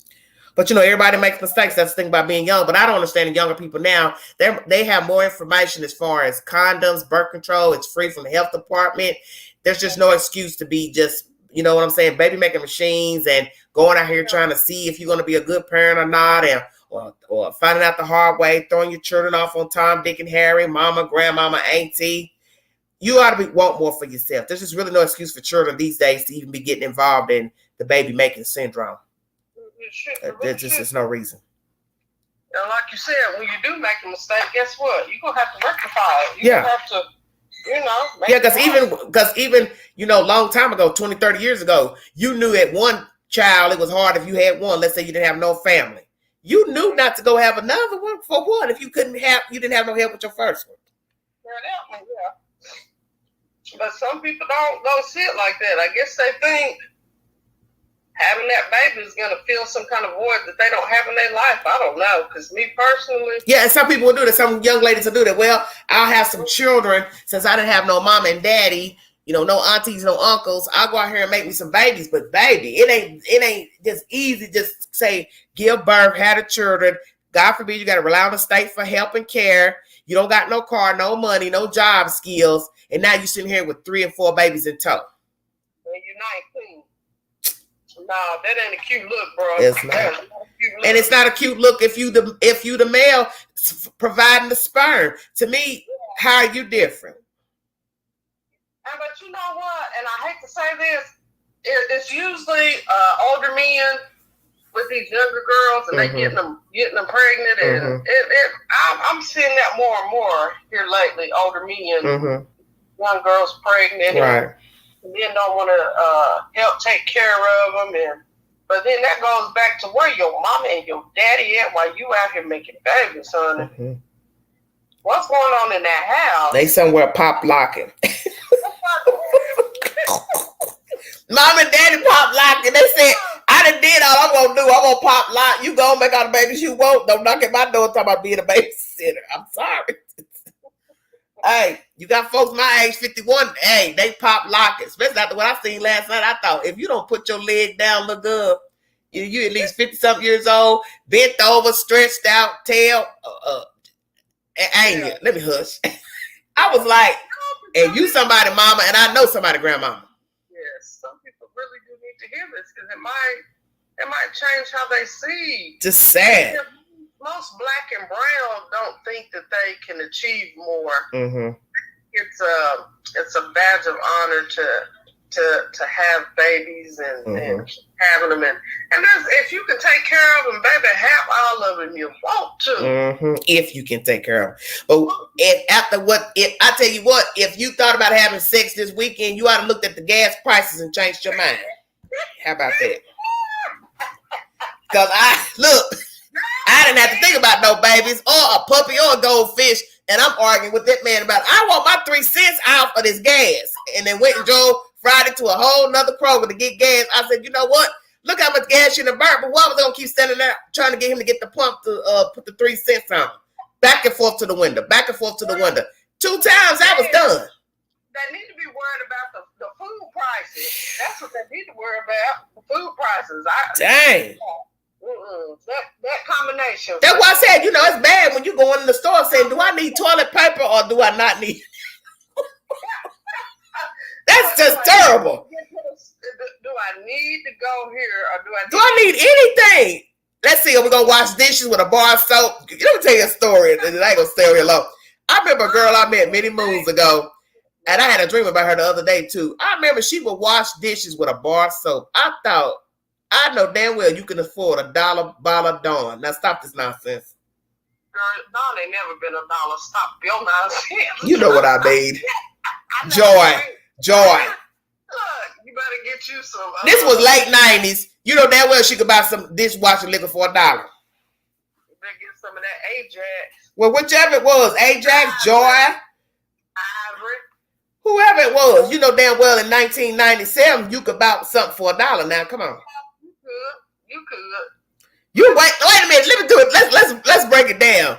She was wasting good bar soap, and you had a house full of boys to raise. Yeah. So all that bar soap could have been used for people to take a shower with. Well, that make you wonder, what did she use to wash the kids out? I can't. And you know what's crazy? One of her sons right now has he's been on the news recently for murder, because he's murdered a few people here in Knoxville.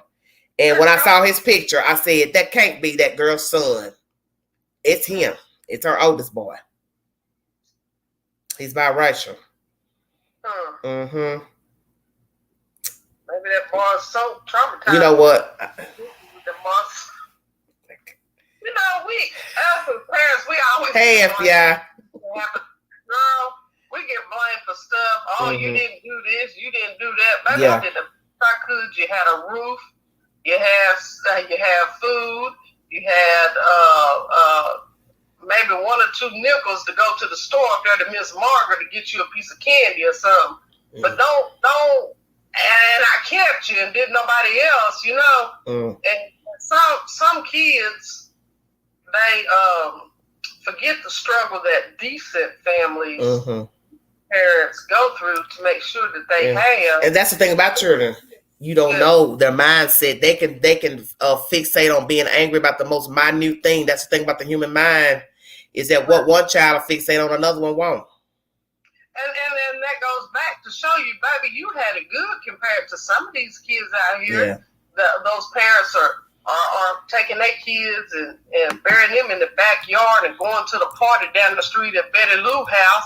And then the other one up here in UK, she went to Susie Mae's house and the baby choking on the bottle.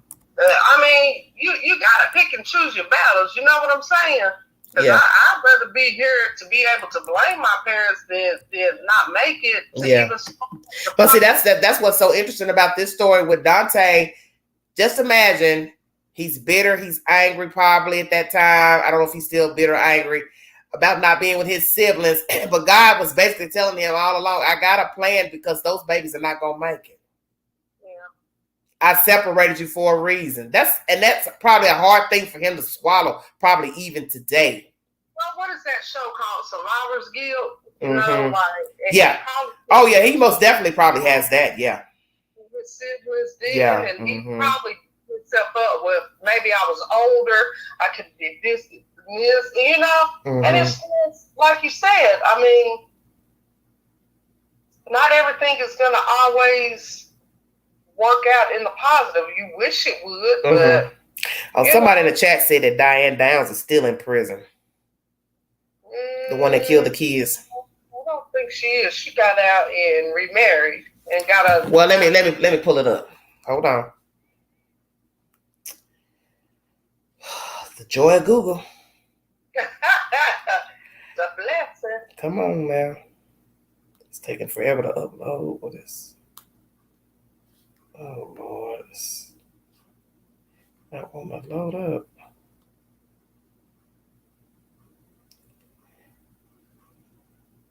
Where is Diane Downs today?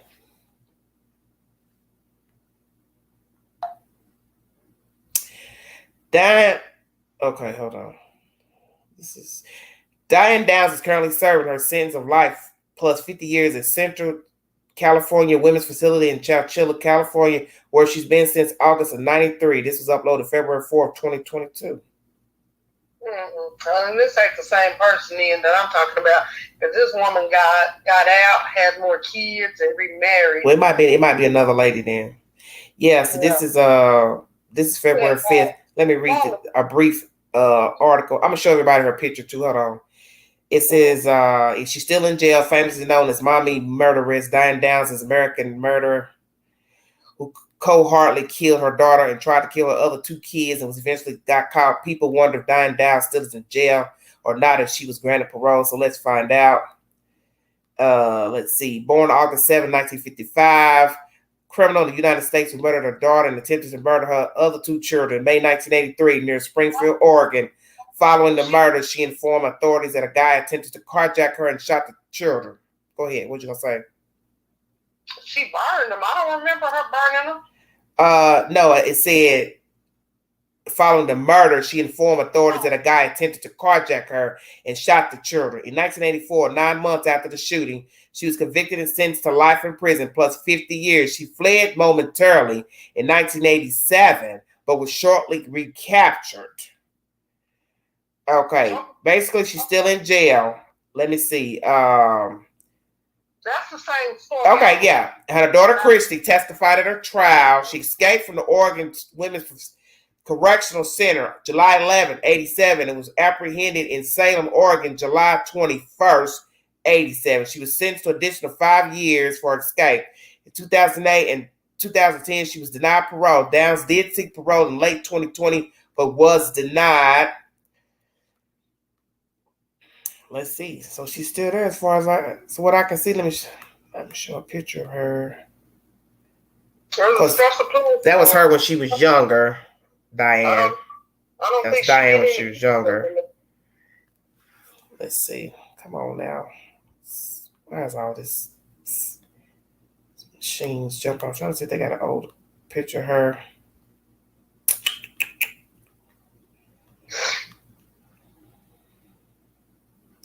Unless you got pregnant in them 10 days and somebody else raised the kids. But you know, I be watching these true crime stories. Yeah, she shot 3 of her children. That's what it says here. 7, 3, and 8. 7, 3 said Cheryl, age 7, was already dead. Danny, age 3, was paralyzed from the waist down. And Christy, age 8, had a crippling stroke. Wow. Shot him with a 22 caliber firearm. Man, the lady was sick. What's sad, man? It's very sad. Wait, I got a picture of her where she looks older. Hold on. Let me say it again.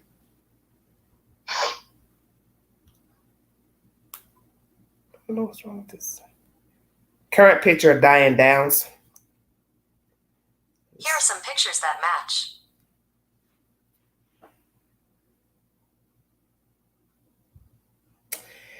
That's old lady. Well, you know, I don't feel sorry for her. She look a mess. That face look horrible. NestHeavy.com. I might do a story on her. I might do a crime file on her. Yeah, this is July 24th, 2020, the latest picture. She's got a lot of age spots. She was 64, so that was 18. So it's 4 years later. So she's 68 now. What a story. But you know what? That movie with Farrah Fawcett, Farrah played that part. Do you hear me? Woo! Oh no, I'm thinking of Farrah. So Farrah played that or Burning Bed? We talking about Burning Bed. Burning Bed, Farrah played that. Yeah, she I think Farrah played this part too in this one. No, this was somebody else. Let me see who played that movie with her. I'm gonna Google that. Yeah. Let me see. I don't remember. Farrah might have played it because she always had some weird parts. Mm-hmm. Oh yeah, somebody said yeah. Farrah Fawcett played the movie Small Sacrifices on Diane Downs. Okay. So I'm thinking of Burning Bed for some reason in my head too. Yeah. Okay. She played domestic abuse, and she had 3 kids in that movie as well. Yeah, Burning Bed. Yeah. Yeah, and Farrah Fawcett on Diane Downs. Yeah, the mama and the daddy, and they all knew he was tagging her and didn't do a thing. Diane Downs is an American criminal who murdered her daughter and attempted to murder her other 2 children near Springfield, Oregon, in May 1983. Let me see.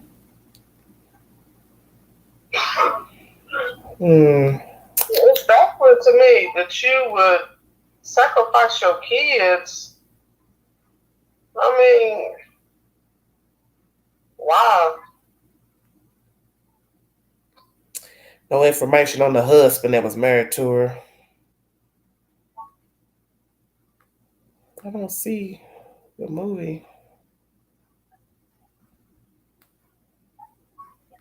Yeah, I might do a story on that. Oh, it says Diane Downs, the mom who shot her children to be with her lover. This was uploaded January 10th, 2022. That's interesting. You want me to read that before I check out of here? Yeah. Okay. Hello, everybody. Thank you for joining me. This topic has been about Summer Wells and other true crime stories. And now we're going to go ahead and give the said information. In 1983, Oregon mom named Diane Downs pulled her car over to the side of a road and shot her 3 children in the back seat. Then she claimed she was the victim of a carjacking. This was Diane at that time. She murdered her children. That's how she looked then, many moons ago, 40 years ago.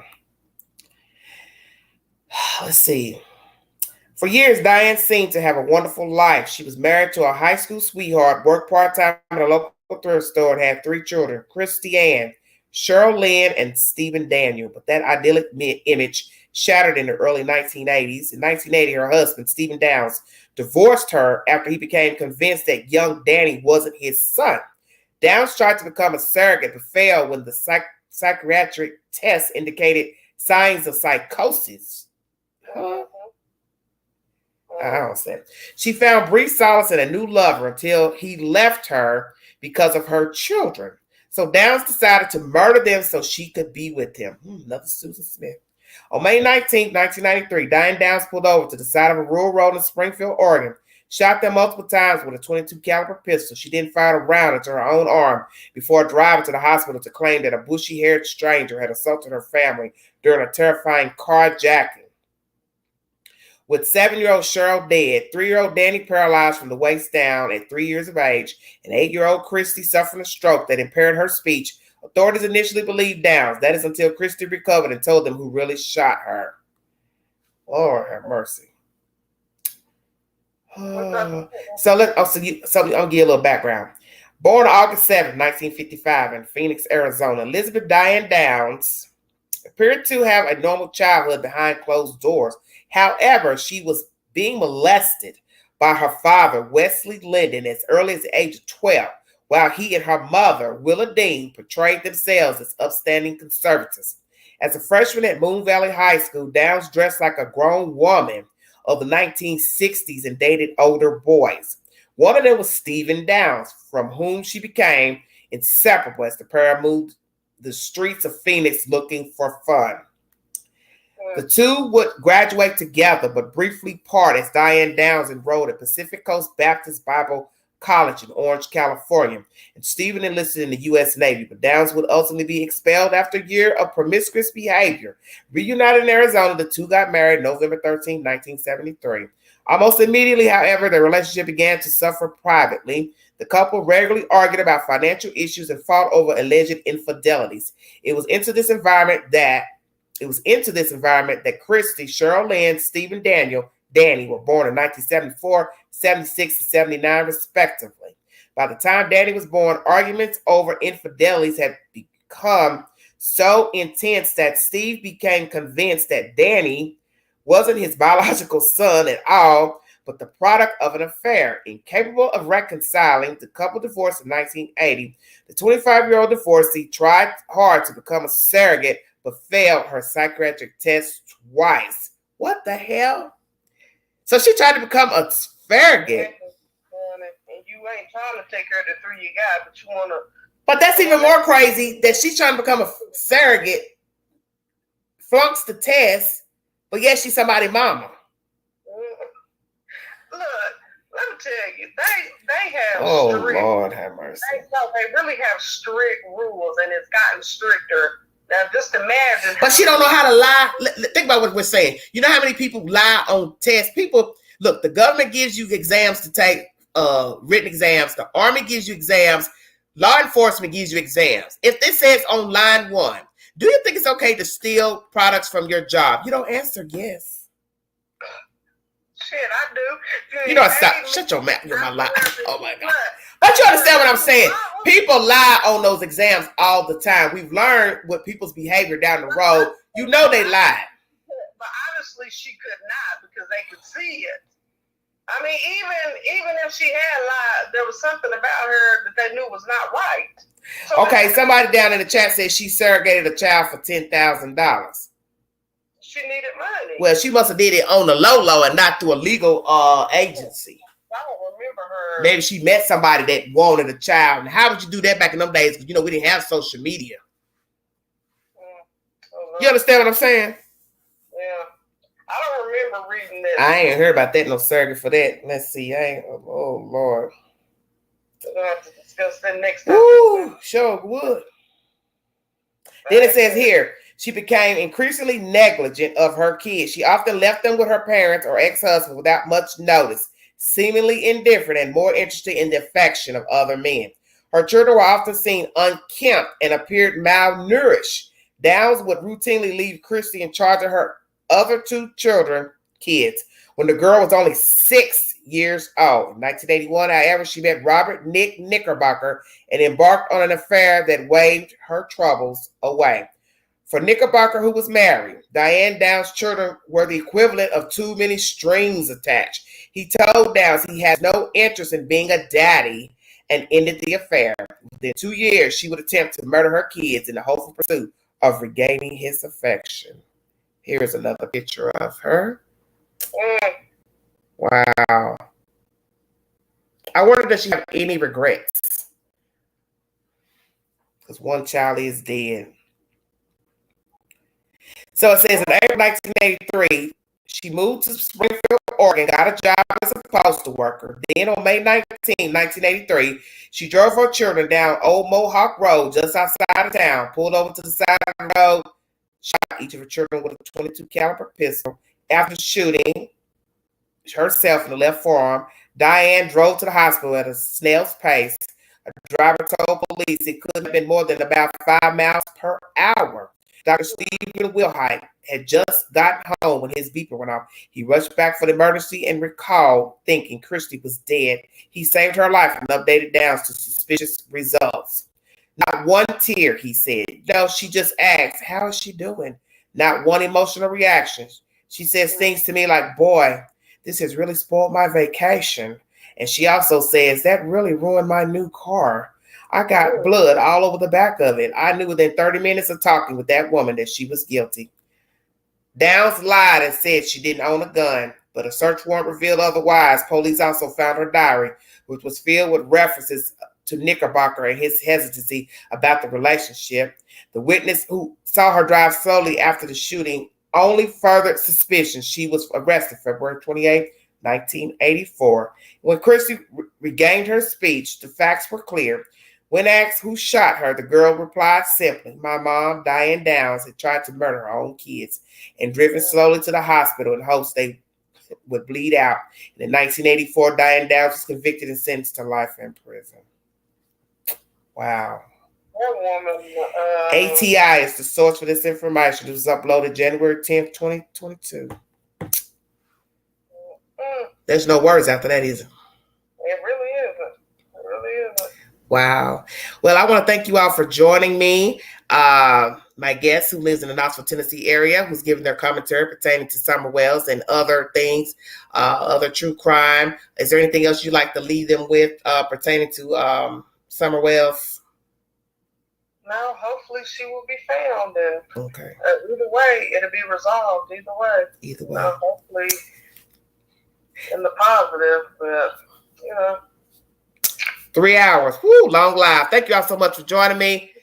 Once again, if you'd like to donate to the network, $Beganji129 Cash App. Thank you all so much for your time. I will be back later this week with more commentary. You all stay safe. Mind the children. If you see something, say something. Be a part of the solution and not the problem. God bless all of you. Have a safe week. Prayers for Uvalde, Texas, Buffalo, California. Didn't leave anybody else out. New York. It's been a busy 1 month with all these random shootings. Oh, and the 5 people lost their lives. The grandsons and the father who were killed in Texas. Prayers for that family and prayers for all our missing adults and children. God bless all of you. This is Everyday Shenanigans. Thanks for joining me. Bye-bye. Hold on 1 second.